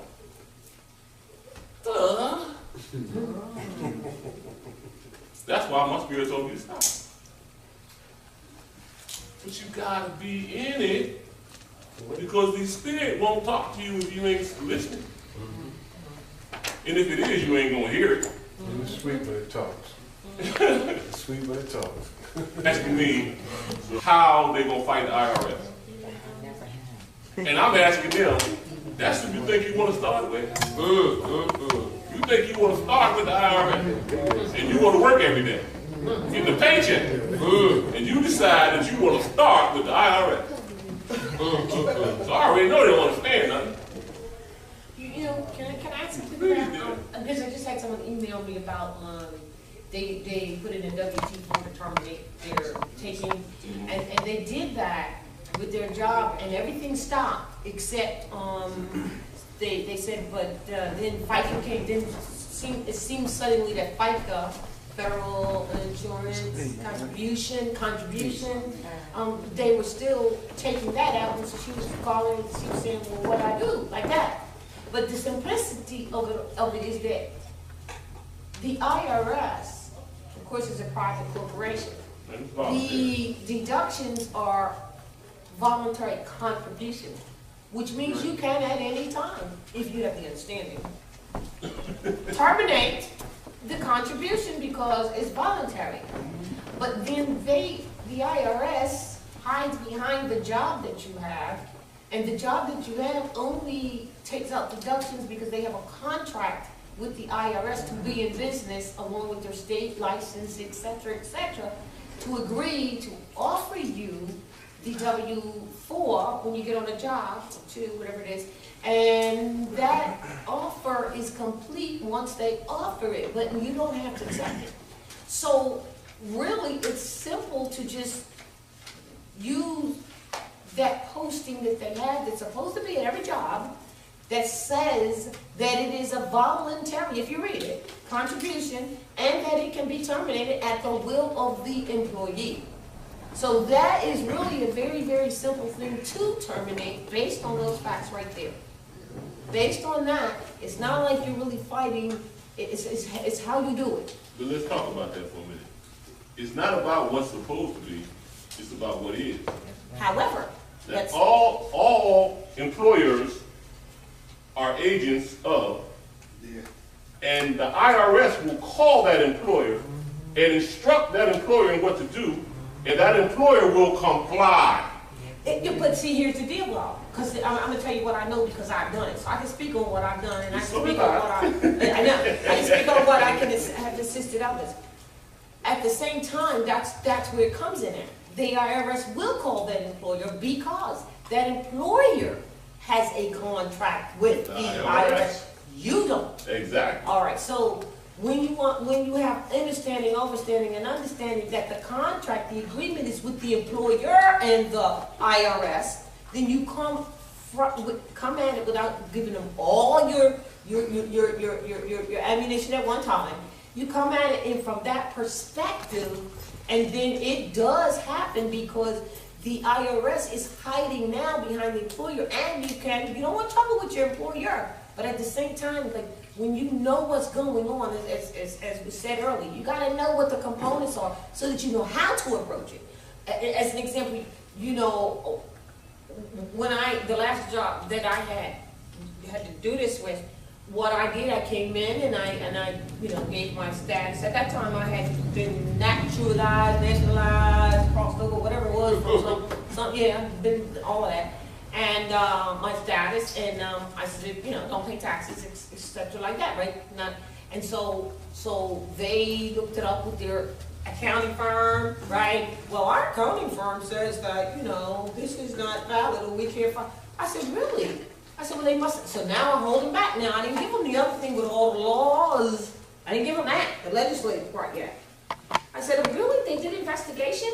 Oh, well, I brought the next day the actual case laws.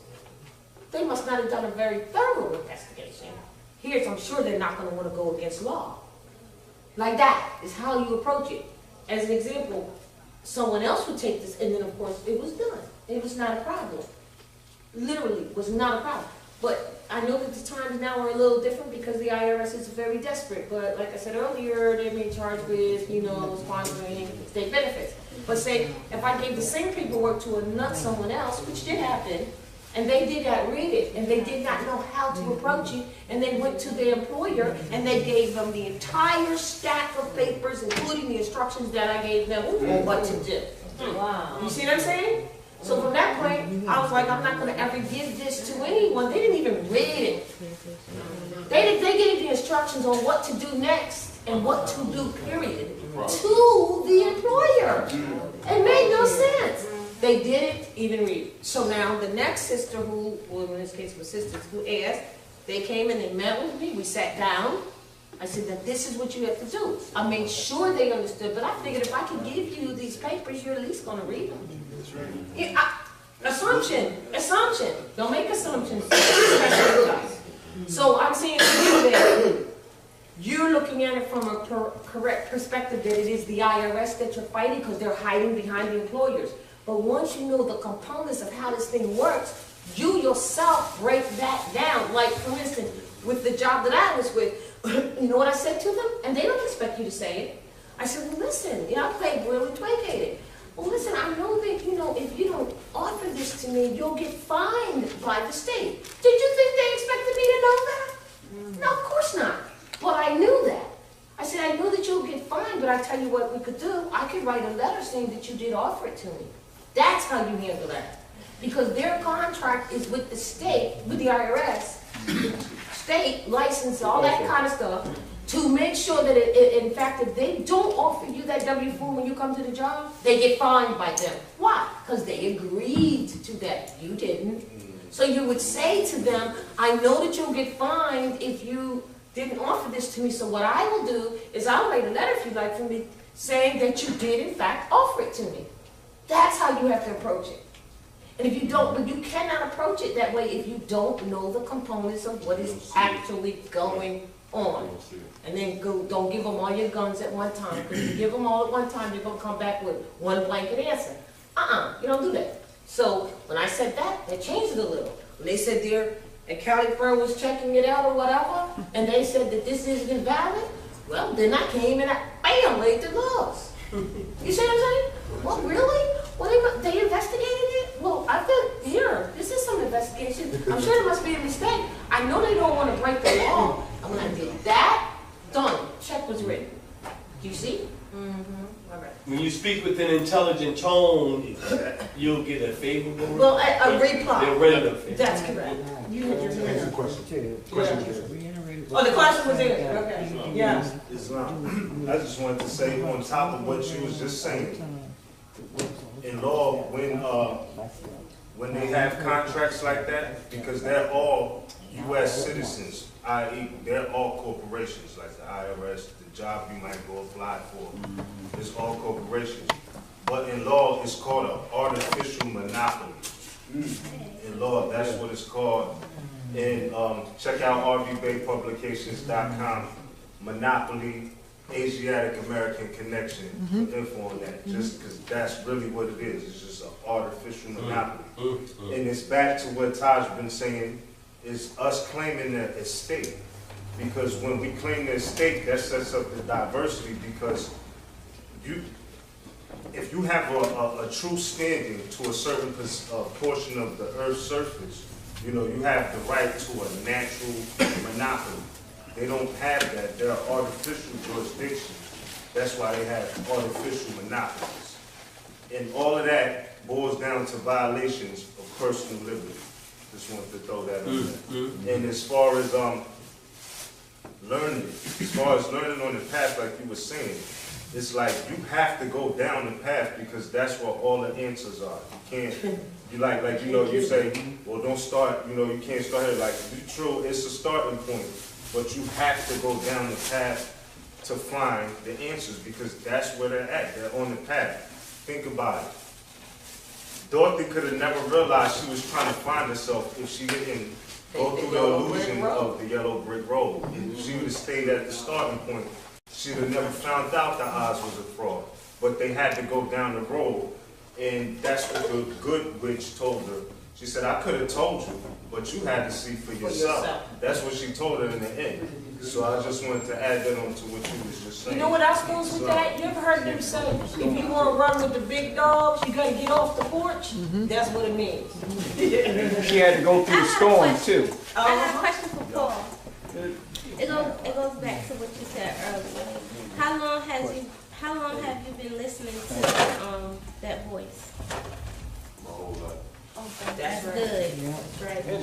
And that was one of the most important statements made tonight. Is that You know, that's interesting what she's saying, because people who go down these roads, the truth of the matter is it's been all their life.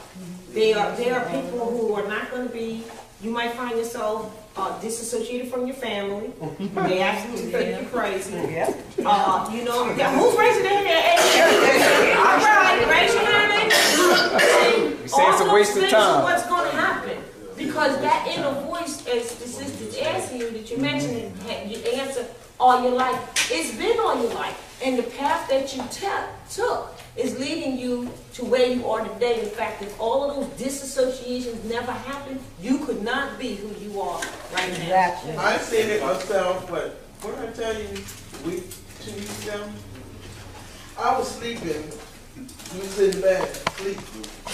And just in the middle of the night, you know how you, like, somebody's watching you, and I just woke, eyes open up, and it was 3 apparitions standing there. First it was like one big blob, and as I said, well, I must be seeing things. I closed my eyes and looked in, and it came closer and started forming. There was 3 people standing over it. That's interesting. I couldn't make out whether they were male or female. I felt very calm. They were an extension of you, though. They weren't really 3 people. When you have dreams, the people that are in the dreams are really wide. Well, that's even, huh? That's not a dream. Oh, that was in a dream. So then you call those people to you. Those apparitions, as you call it, to you. See, when you ask for something, you get it. You might not get it the way you want it, but you go. I told him that. I told him that too. But he said he always loved somebody would always protect us. So I thought maybe, you know, it could have been, you know, somebody watching over him. You're protected. It was on his side of the bed, but I always sleep this way, facing him. They were on his side of the bed. So they were behind him? Looking at me. They were behind him looking at you. Right. Watching over him. Yeah. So they didn't try to do anything untoward or any energy that was not fine. I mean, I just kept, I was, the turn TV on that, and I just opened my eyes and closed my eyes. About 20 minutes this went on. I was like, well, whoever it is, they wonder where I don't feel scared. You know, so I just enjoyed it and just stayed quiet, see if they had anything to say, you know. But nobody said anything. Oh yeah, were you able to move? That's a good question. You weren't like feeling like you were trying. Yeah, but I didn't want to get up disruptly and so because things dissipate, you know. Right. I just try to lay still. I can move. Well, aren't you too special? Like terrorists. You know, that's interesting. Yes. No. Oh, it's long. Yeah. Can't you file? I've had experience with a 1099. What do you mean? If you file a 1099 taxes, you actually get all your money back. Oh, 1099 OID. Okay, what OID? 1099 OID. What's your self-employment?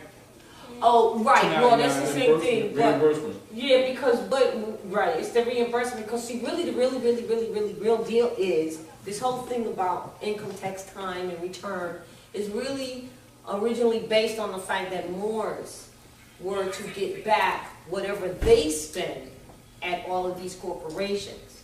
That's what the OID is for. So you have to be in your proper person, really. And if you got away with it before, you won't be getting away with it in the future, because it's, you know, it's coming down to that. But that's really what the whole income tax return time is, so-called income tax, because it's not about income to us. Right. All right, but that's really what it's about. We were supposed to been doing OIDs, been saving all of the receipts to get back what really was ours that we spent on our own land. And now that we're finding out, you know, it's getting heavy. I mean, I'm still a little inexperienced, but I've had the experience because I've been wanting to be so independent. But I take his stance. You know, I was tired of working like 70 hours a week. Well, but here's the thing: when you work for yourself, now let's clear something up here. A lot of people think that they're going to quit work, retire, retire, and sit back and enjoy life. That's death. That's death. You have to be moving. So if you're working for yourself, you are working 70 hours. Oh, sure. Matter of fact, you're working 24/7. Right. This is the big mistake that they have told you Right. They have told you, like, it looks easy. It ain't easy. Just in my perception, that if I'm working for somebody, yeah, I'm contracting with them.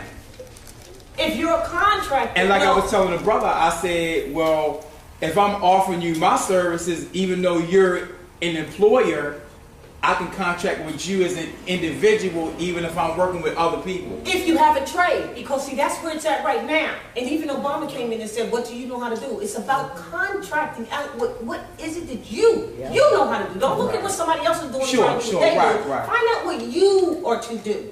And see, because the real deal is this. There's only two things in the world that you can do. Sell, buy, or sell.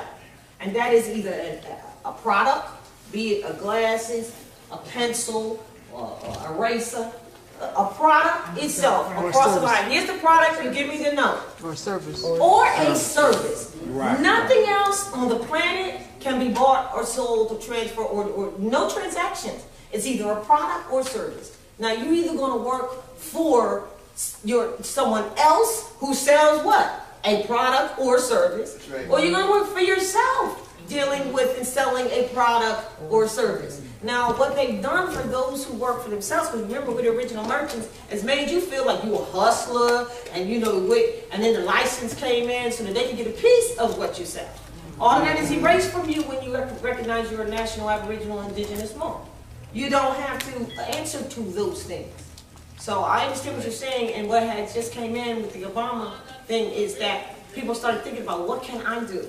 Because see, everybody here is here for a purpose. And if they really were doing their purpose, they wouldn't have time to be worried about someone else's. Because they'd be really busy doing them. Yes, ma'am. And then as we all come up from that pyramid, you know, because it's a big wide base. That's right. And we're all coming up that pyramid to the mountaintop, to the climax. I don't see you when you first started climbing. You don't see me, etc. But as we get to the top, we reach out and we can touch, not only see each other, but we can touch those who are in the same direction.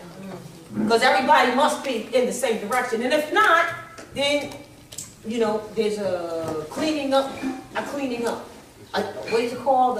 Purging. Yeah, a purging that has to be done, and different people have to, you know, you have to get out of each other's way. Yes. And to add into the system, whoever is trying to find out what's your purpose, go search your sign.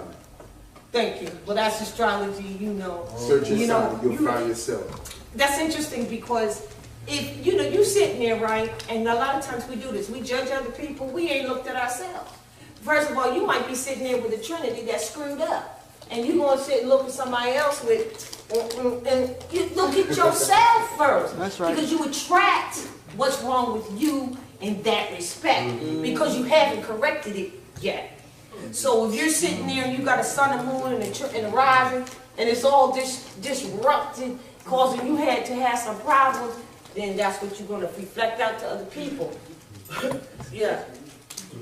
Yeah. This one, this brother, I'm sorry. Just to make a comment real quick, lately when I meet people, you know, I'm a Gemini in Cancer, y'all, so I know how I am. I'm emotional, spontaneous, actor, and communicator.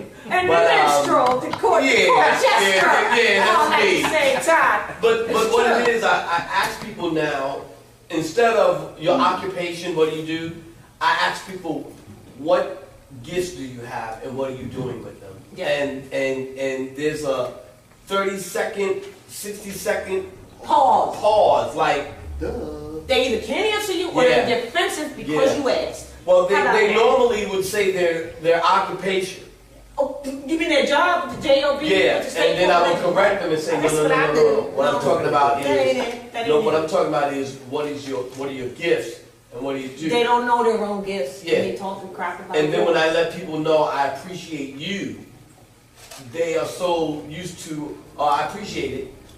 When I say I appreciate you, it's like they have this resistance to. They're resistant, right. Because, you know, we must learn to love instead of hate, and that's what you're experiencing. Just brother back here. I wanted to just try to elaborate a little bit, even in reference to the tax thing, and I've been not fighting, but going to that jugular vein even in a commercial venue like my brother here with a 1099, or even when I happen to sign a W-2 form, I will present, like you said, some of my documents in reference to what Drew Ali has set for us through going through some classes like Savage was talking about. It took me a minute to get to this point, even though my parents already had me national law. But coming to the science with Todd, we even chasing UCC ones, went and did the footwork in the state capitol in Harrisburg, got some debts rescinded, right? And found out some stuff like Taj blew me out of the water when I first met him, and reference to a fraud, right? With a fraud with the UCC one and trying to get some debts suspended.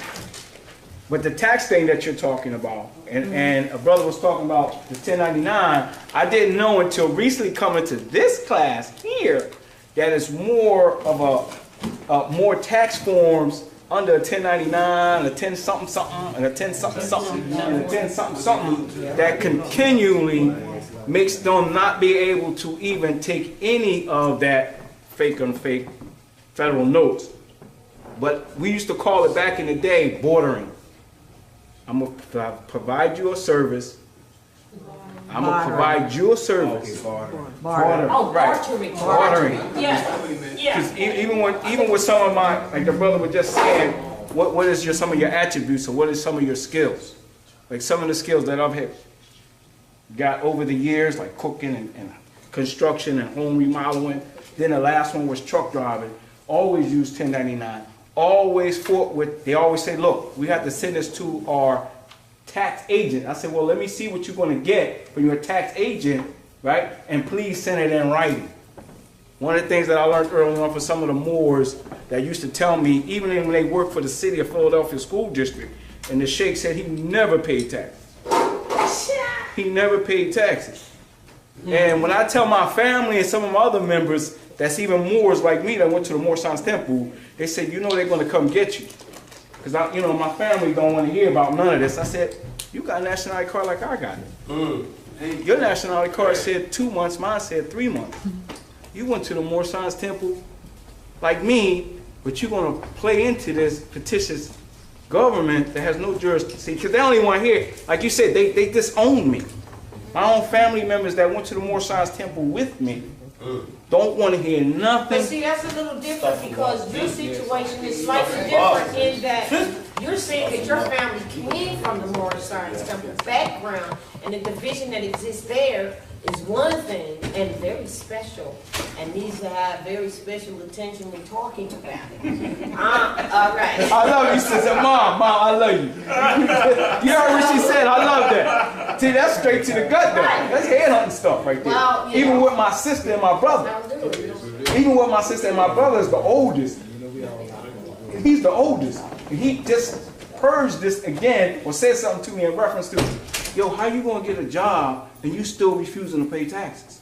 Okay, so that's what I'm saying. That's very special and needs very special attention when dealing with it. Yeah, but I don't argue with that. It's a waste of energy. When I said the split family, I meant that for most of us who walk this path. Because remember, the scripture says, and those ancient writings belong to our ancestors, that the road is narrow. The road is narrow because there ain't many on it. Period. That's why it's narrow. Islam. My take on taxes is I've been working my whole life and they never step up to the plate with saying that they offer you X, Y, and Z if you pay. So why should I pay if they're not going to offer me really anything in return? What do you mean? First of all, why would they offer you something if they're taking something away from you? Because they say, well, you should pay taxes because everybody else pays it. Everybody else pays it. So Yeah. Everybody else pays it. And here's the thing. You're talking about paying taxes to a corporation. That has nothing to do with you. That's what I'm saying. Why should I pay them? They ain't working for the money. Why should they charge taxes? They don't even have the authority. Interjection. Interjection. Concept. A 14th Amendment? Yes. It's still obligated underneath that. You're obligated to pay. All right. Now this is what. When you're saying, now this is back. Now listen to the statement, because you're close to what is correct. All right. Taxes are not what you call paid as they claim paid because you pay. When you're saying citizen, you're saying nationality.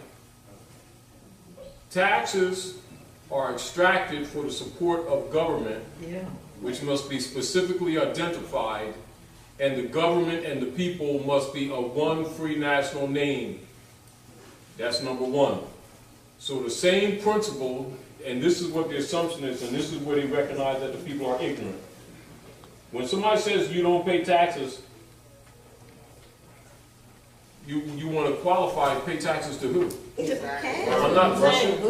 I don't pay Russian tax, right? And they'll say, oh, we're not talking about Russia. I say, well, name the nation state that you're talking about. And name the people who are agents, collectors for that nation state.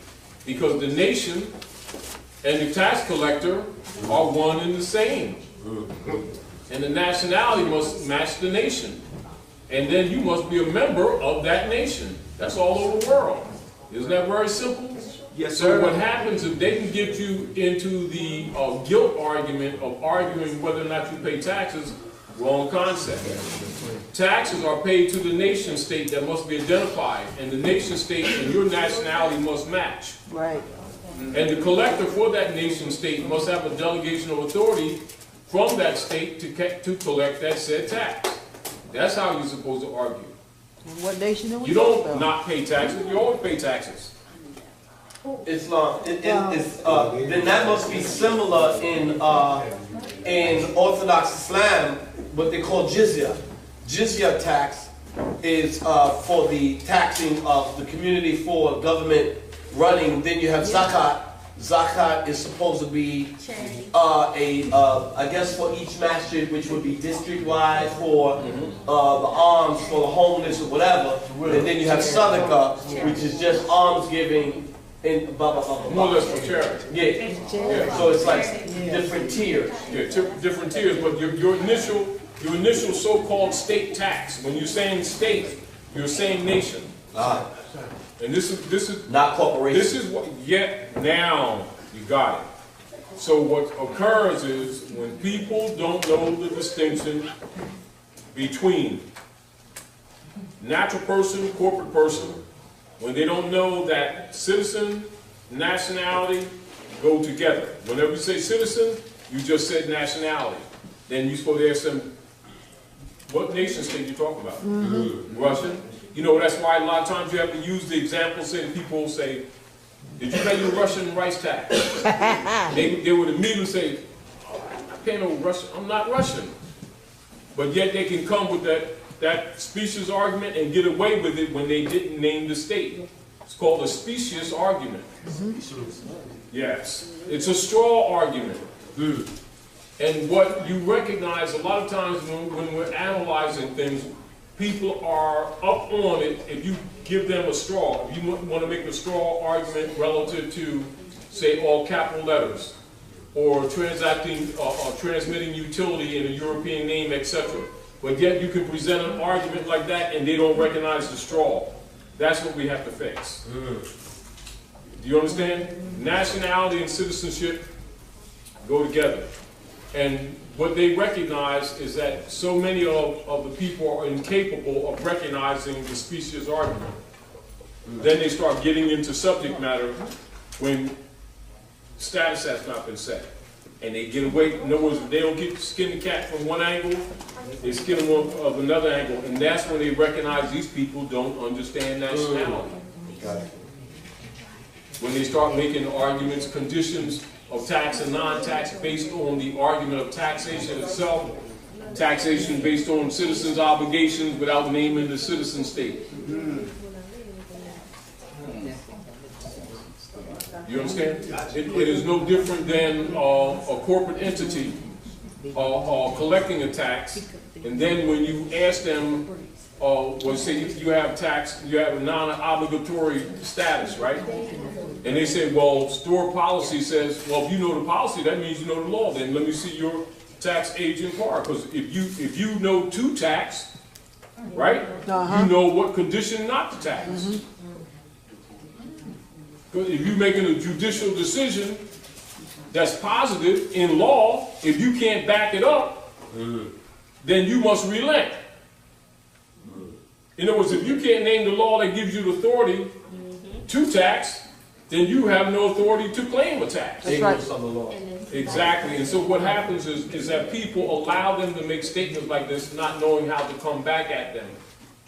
You know, and this is back to nationality. You know, nationality covers many fronts. And the refinement of the nationality argument must be quality and purposely explained to our people, because what you see, they'll make it solid on one level and then lose out right on the other side of the coin like they never even looked at it. And the issue of taxes is it. You know, even registration is a tax. License is a tax. When you go into these stores, just like we're talking to Kenny today. I ran into Kenny on our way down here. And he was going to meet with some brothers and sisters that's going to sell him a tax card for $250 and some other stuff. You know, and whatever. The game continues. You know, and the status cannot be sold or bought. The non-tax obligation or non-obligatory status of both the indigenous people and the sovereigns of the land are inherent. They're not political, they're not judicial, they're not legislative, you know. And even when people begin to offer such things within a package and people are considering it, that's an indicator that they don't understand nationality. That must be fixed. Now, a servant is worthy of his hire. If somebody going to, you know, mow your lawn, you know, do something for you, do your homework for you, you know, if you want to compensate them, that's cool. But the birthright and the non-obligatory status, it exists by divine right and by fundamental political right. It's not a privilege. It needs no legislation. You understand? Legislation only affirms its existence. And so when they're talking in the Constitution, and when they imply with misnomer, like Indian not taxed, etc., the implication is, although that's a fraud on the surface, the indication is not a member of that, they're not a member of that party. You're not a member of that club. You're not obligated to pay dues to a club of which you're not a party. Islam. Brother Taj, would you say that the biblical story of Jacob and Esau is a message of the stealing of the birthright? One, the importance of it, and two, the theft of it? Yes, and the bowl of red pottage, your red flag, you know, and then when you look at the brother, he was of the field, right? So he coming in from the field. Now understand, the field implies if you got the field, you got the food, and you're tired, which means you have not even worked your own field. That means you don't even understand your own estate. And you're going to sell your birthright for a bowl of red pottage? And then let them coerce you with that, says, look, I'll let you have this bowl of red pottage if you sell me your birthright.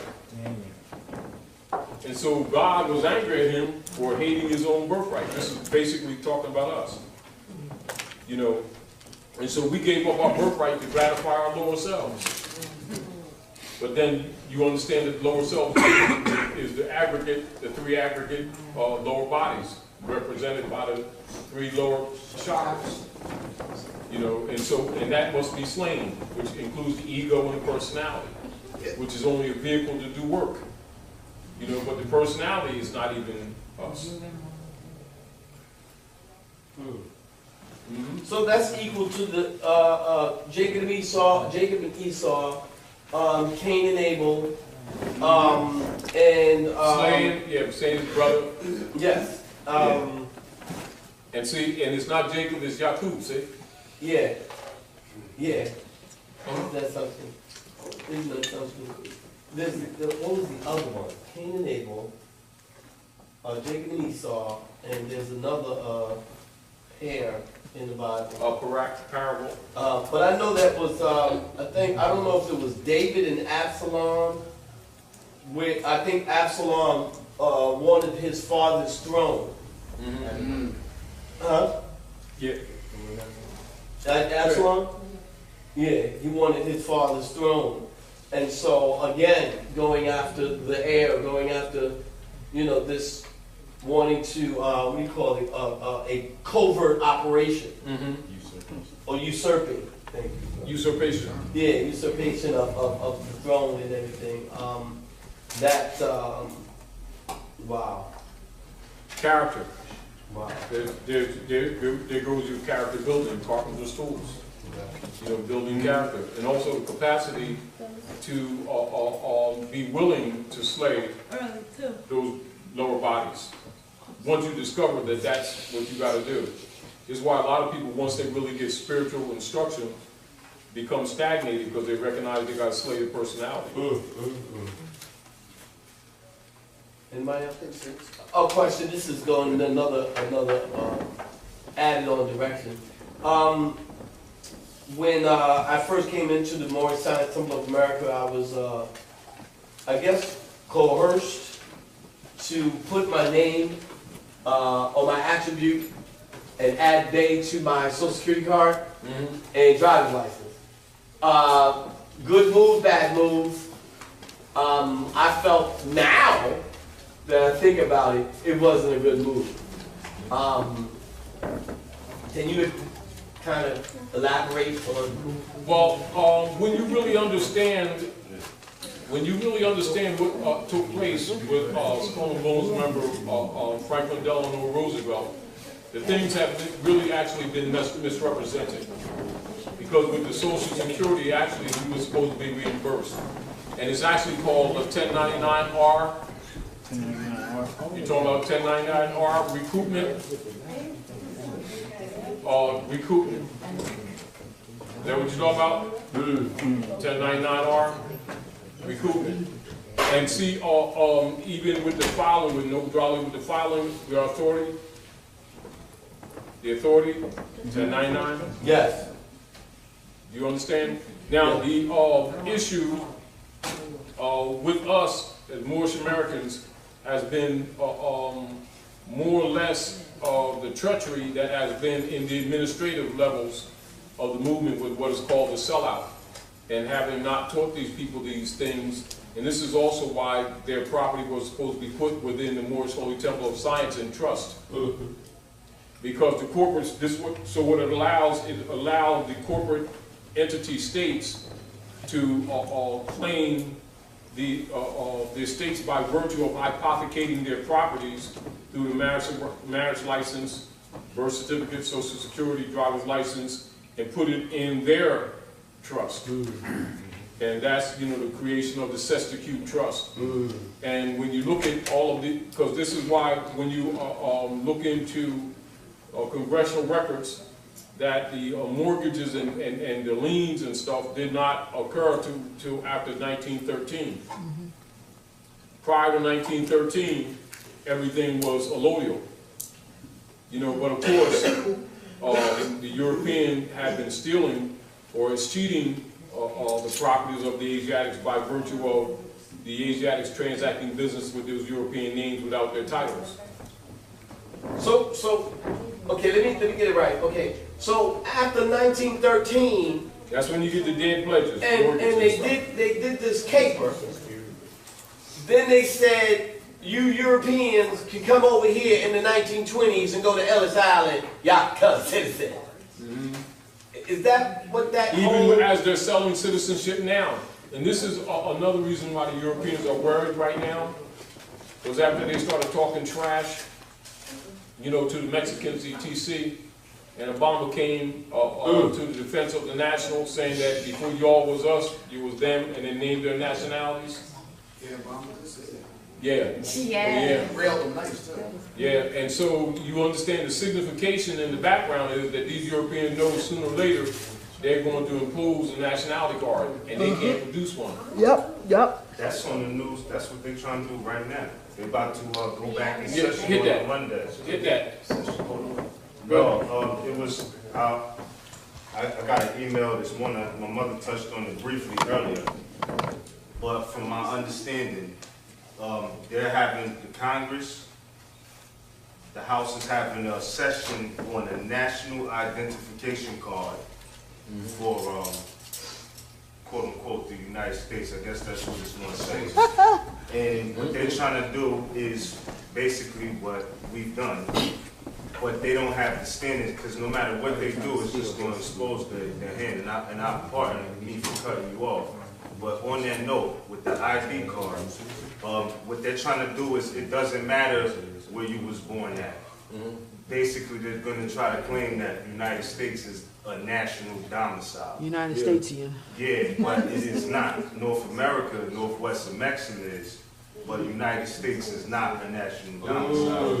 And that's basically what they're trying to do to counter the intelligence that's out now.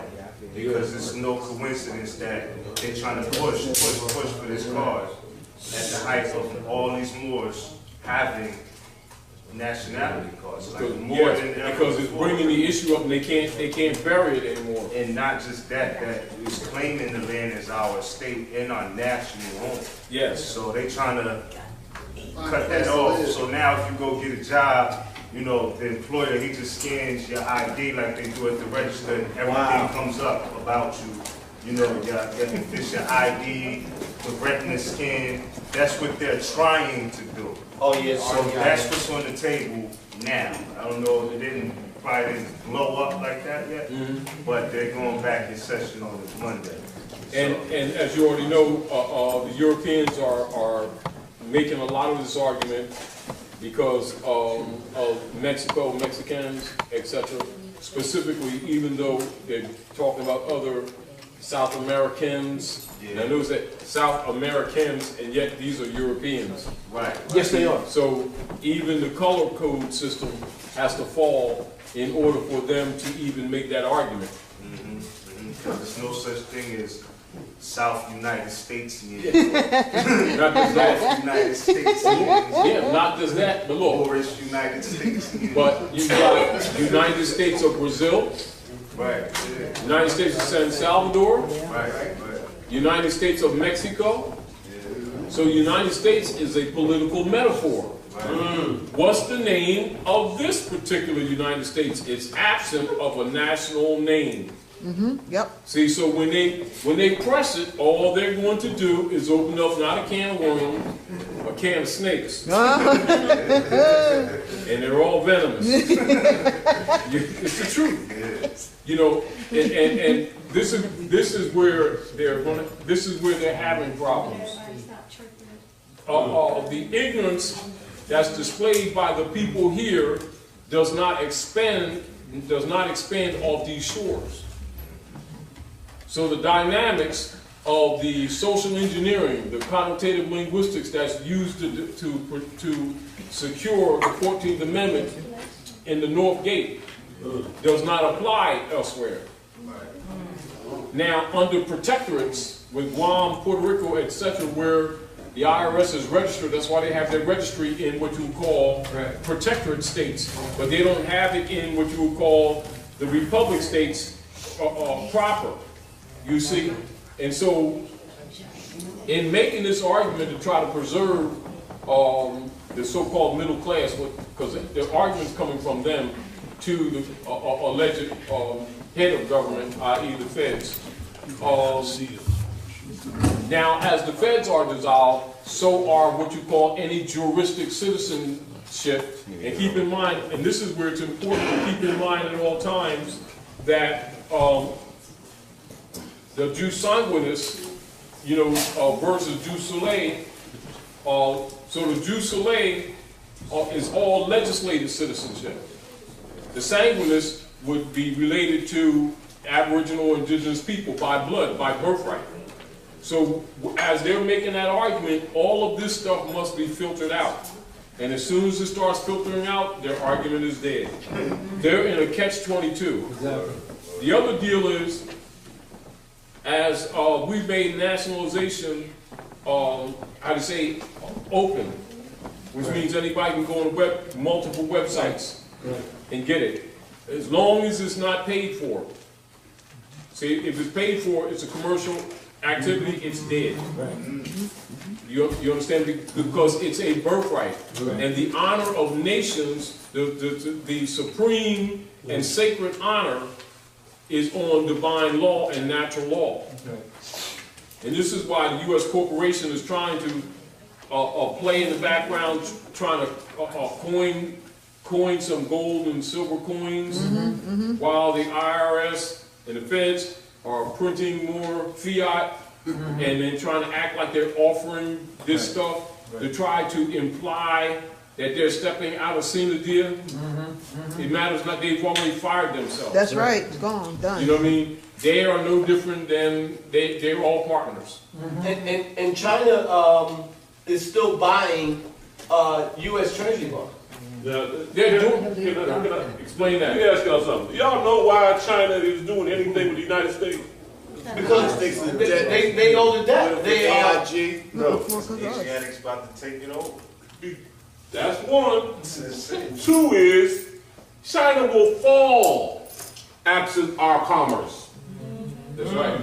China will fall absent our commerce. That's right. China just built the Three Gorge Dam. Y'all heard of that? Yeah. Yeah. The largest damming project in the world history. It brought China into the modern age. Right. The commerce with The us. only reason it came into the modern age is to produce goods to be sold here. So China will do all that it can to keep By default. The Titanic floating. because if Default market agreement. that's right. Because if we stop buying their stuff, And we should. they are done. Yeah, come out of her, my people. I mean, they're actually giving the U.S. gold.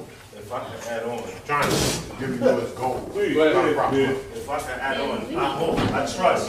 Anybody see that commercial where the brother was in China and he was giving a class to the youth and he was telling them why all great nations fell, why all the empires fell? Y'all saw that?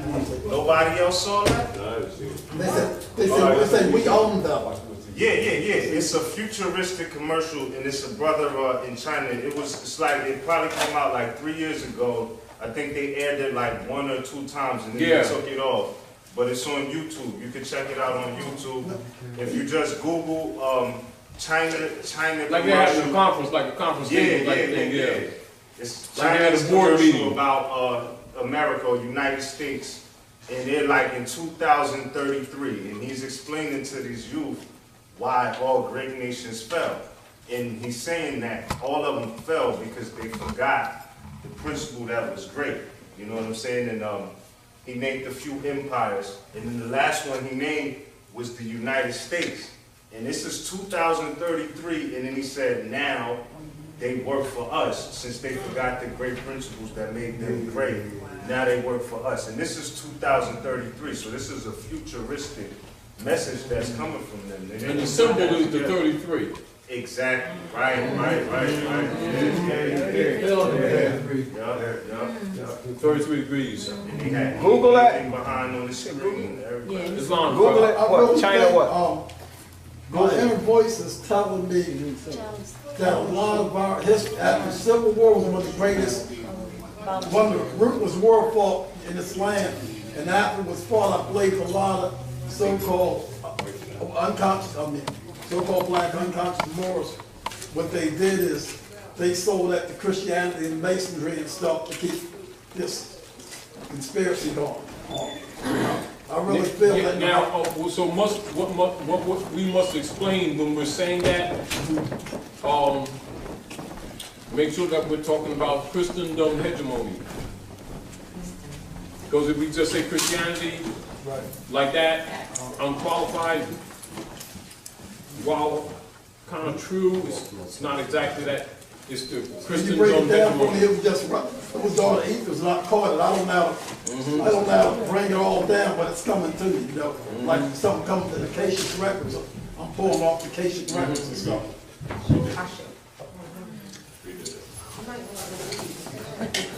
Islam.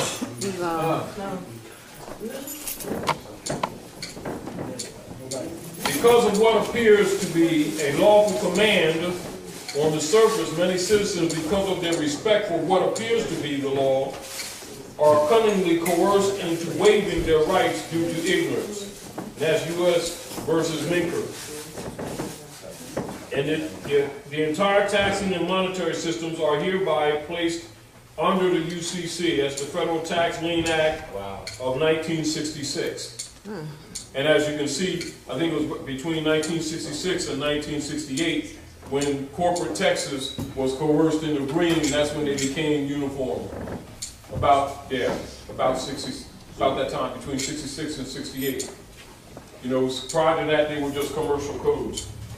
But they became uniform after they got blackmailed. You know, but it's back to really understanding the system, understanding how it works, etc. Keep in mind with the issue with China, the issue with multiple nations in the South nationalizing, the issue with the European nations not opening up any new so-called American accounts. And that's what these Europeans nationalizing or denouncing their U.S. citizenship and trying to open up accounts in Europe. They're shutting them down. So stuff's hitting the fan anyway. And also, Taj, Australia is no longer using U.S. dollars, quote unquote, with China. That was announced 2 weeks ago. Oh yes, and that's the same. And then they have the unaligned nations. So they have an assembly of unaligned nations that are operating like in the same principle as the United Nations, absent of U.S. and Britain, etc. And don't forget Basel III compliance. Basel III compliance. Basel? Basel III, yeah. All currencies must have backing of substance. B-A-Z? B-A-S. B-A-S-I-L. B-A-S-I-L. That's it then. 184.9. They've been working on it. They've been working on it. They've been working on it. It's coming into fruition soon, but when it comes into fruition, it's going to bring in some heartache and pain. Yes, that's it. And that's why Basel III compliance. Y'all Google it. Y'all start learning about it. Start figuring out and tell everybody you know to get their money out them retirement funds that ain't going to be there. Ain't no money, That ain't money no out credit and debits. Whatever you want to call it, they think it's money. Tell them it's money. Tell them to read about Basel III so that they'll start trying to say they hide. So are you saying they should invest that? They should turn it into something real. Something real. While they can still move it. And while they got a chance to. You know people been working 20 and 30 years. They got pensions laying around. They planning on them pensions. Them pensions is going to disappear at the drop of a hat. They can't satisfy them anyway. That's what the civil unrest is going to be. It's going to be the Europeans. They're going to lose their mind. Losing their mind. And it's more that should take cover. To take cover, stay inside, have enough food for 3 months. But the only way the boys won't know to take cover is because they're not going to be in the distress that the Europeans are in. They're going to go crazy. Because you don't told them, hey, listen, y'all. Like y'all know I do this blog talk show. All I'm doing is telling people. People are hard-headed. Rebellious. Narrow is the path, ain't but a few gonna be on it. Right. Tell them to read about Basel III, and after you tell them to read about Basel III, tell them I've just washed my hands. What happens, happens. All right? All right? Y'all tell everybody you love and care about, go learn about Basel III, because it's getting ready to hit. It's gonna hit any daggum day. Well, you know, the mayor of Baltimore City, I think just started, or they're getting ready to implement, that those that are not public safety employees, non-public safety employees, they want them to start paying out of their pension. They want out of their payroll checks, 1%, 2%, on up to 5% every year into a pension plan. And this is what Baltimore City mayor just did. Matter of fact, Monday I went to city council meeting, and they had a city council meeting, and they were arguing at the city council meeting, and that's what the mayor's doing. She wants people who are non-public safety, not that they don't have armed rapid fire or whatever. Non-public safety. Yeah. Absolutely. Expendable. Yes. Absolutely. But I actually thought that one of the reasons why they were having more of the Latino brothers, I don't like to say Latino, but our South American brothers and sisters coming in is also to get new revenue with birth certificates. No, they're selling citizenship. Yeah. This was their agreement. Their agreement with world citizenship for people coming into the corporate entity is 500,000 notes invested in any business, etc. Wow. They would bypass the green card stuff. With the brothers and sisters from the South, they're going to do amnesty without amnesty. Because in accord with international law, they can't block them anyway. This is the real reason why they can't. This is why they have difficulty, because they're trying to pacify the middle-class Europeans here who have no nationality. When the brothers and sisters from the island are Americans, and these people who are complaining ain't even Americans. And they don't have a nationality card. And these are nationals. And so these are members, citizens of the American states. Right. And since the U.S. corporation has been dissolved, yeah, the other thing that Brother Abdullah talks about a lot is the fact that how they changed the demographics of everything. You know, they were Italian, they were Spanish one day, and now they become white. They also doing it to bolster the numbers. You know, because as steady slipping away, it's out of their grasp. You know what I mean? They figure, you know, well, the confirmation is Obama being elected 2 times. You know, that they just can't rally the rally cry of American exceptionalism, code word for white supremacy. America, you know, that's what they use it for, you know what I mean? And see, Obama's a national. You know, and now they know. I mean, now they know that they are no longer the ruling class. They're niggers, man. They're niggers, man. So they need not been in the first place. Their major problem is that we insisted on continuing to be black people and Christians. Yes. Wow. Islam. So this thing about every state passing a law that same sex, is that to pull in distraction? It's to pacify. It's BS distraction. Right. This one must be. Let's make this very clear. And it's a true sign. Let's make this very clear. Let's make this very clear. All the states are dissolved. Yes. Now, there are any claims that they make in contradistinction to the Republic, right? All right. Now, the United States Republic. United States Republic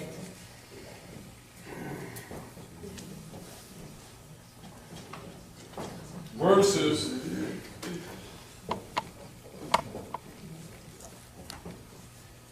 United States of. Right?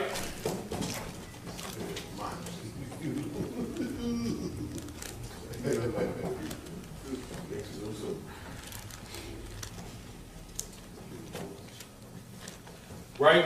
This is legitimate. This is legitimate under Constitution and treaty. This is illegitimate under the war powers.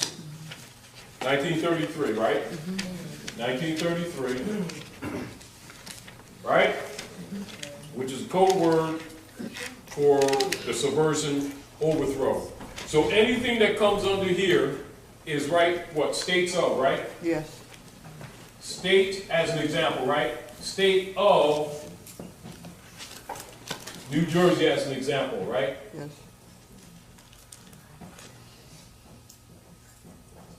Right? That's de facto. Right?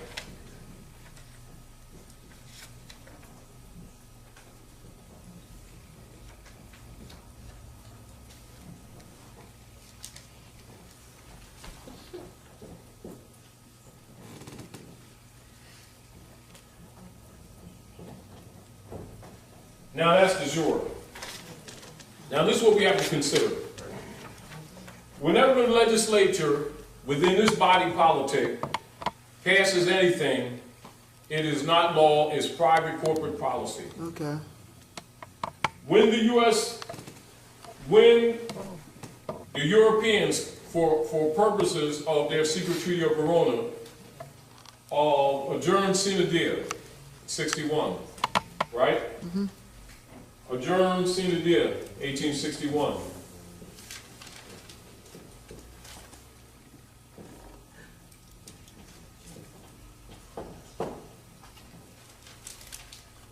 Without day, that gave them a window to introduce the Pope's rulership, which is what they were doing later incrementally, and what they were doing, like say with Woodrow Wilson, to counter Noble Drew Ali. So in 1913, after Drew Ali set up the old Canaanite temple, they met with the representatives of the popes of Rome, sold the government. All right? So what they sold was themselves. Because keep in mind, all debts and contracts and engagements entered into before the adoption of that Constitution shall be binding against the United States under this Constitution as under the Confederation. And all treaties made or which shall be made in pursuance thereof shall be the supreme law of the land. So all they did was dismiss themselves and the Treaty of Peace and Friendship, the supreme law of the land. Now who's the heirs? Problem. They still call themselves black.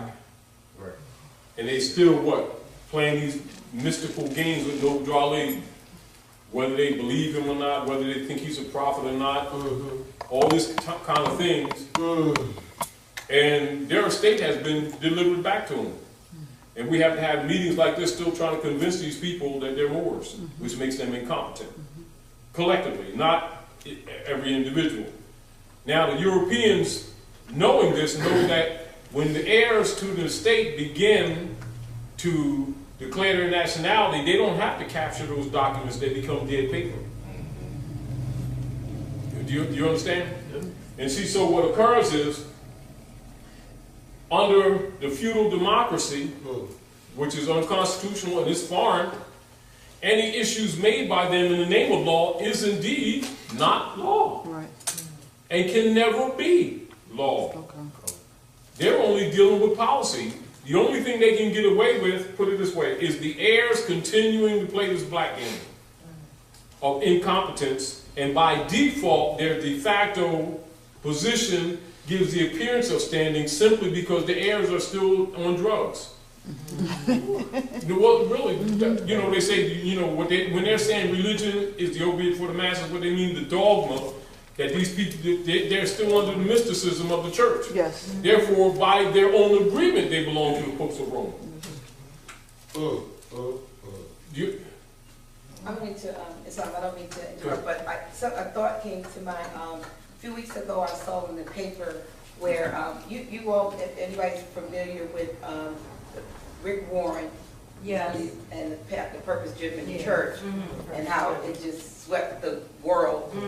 And a few weeks ago, you probably saw the paper where his son committed suicide, which is, it just goes to show you how a lot of the deception is now being revealed, you know, even at that level. Because here's a man who has led thousands into their purpose and how the, you know, direction and so forth. And now the world knows that he couldn't even deal with his own household because something was going on where his son committed suicide. So they painted him as a fine young man and so forth. But I think it just begins to show you that the curtain is being pulled back. You know, of course, people are going down Yellow Brick Road, as was said, and as you said, and you go down that road and you pull back the curtain, and they're saying, pay no attention to this. He was a really good guy, but he killed himself. Yes. So it leads me to say, believe that, or know that what you put out there, you know, I'm suspicious of it. Well, we're suspicious of it because we know it's based on dogma, but it had no power to even save your own son to keep his life, you know, intact. So a lot of these things are happening. You're beginning to see. I saw it when Zachary Timms was found in the New York hotel room with, you know, with drugs, you know, and he was in there by himself. So it's beginning. The curtain is being pulled back. on a lot of this deception and the dogma. The mysticism is dying because it's the blind faith that keeps. In other words, they need the blind faith. That's what keeps them alive. Right. And just like the fiat and faith are related. Okay. When the faith of the fraud dies, the power of it dies. Yes, because it's the full faith and credit of the United States upon the heirs' estate. Remember the Berlin Conference? 1884, 1885, Christian nations met to divide up and divvy up the Ottoman Empire, including the Moorish Empire. And so when you're looking at the secret treaty of Verona, with it being brought to the floor of the House of Representatives, the American Diplomatic Code, 1884. Then 18, get ahead. You understand? Then on the floor, they talk in 1862, and then bringing it in, discussing it, and then making reference to the Monroe Doctrine. So now you're dealing with acts of states. So when you're talking acts of states, you're dealing with nation state. So all this stuff, you know, from an international perspective, is hitting the fan. The people who haven't been educated, you know, looking at other things, you know, whether UCCs and all, they're not looking at this stuff as dead. You know, our real problem is the heirs to the world's largest estate is still playing games. And we're trying to wake them up. Europeans trying to kill them off. So they, you know, because it's like this is what's really going to happen. You're Moorish American, it won't matter whether you have any money or not. Right. You can just go claim stuff. That's right. You know, and that's what they're afraid of. That's what they're really afraid of, that you finally recognize this. And you're bumping through hoops, jumping through hoops, thinking about processes, thinking about, you know, UCC1 financial statement. You should be making a UCC1 if you're going to do anything. UCC1 estate statement. How about that? It's mine. You know, I'm just really, you know, because once you really understand this thing, because all the instruments that are moved, even under the UCCs, has nothing to do with money. It has to do with movements into an estate. Because the account on money is closed. They ain't got none.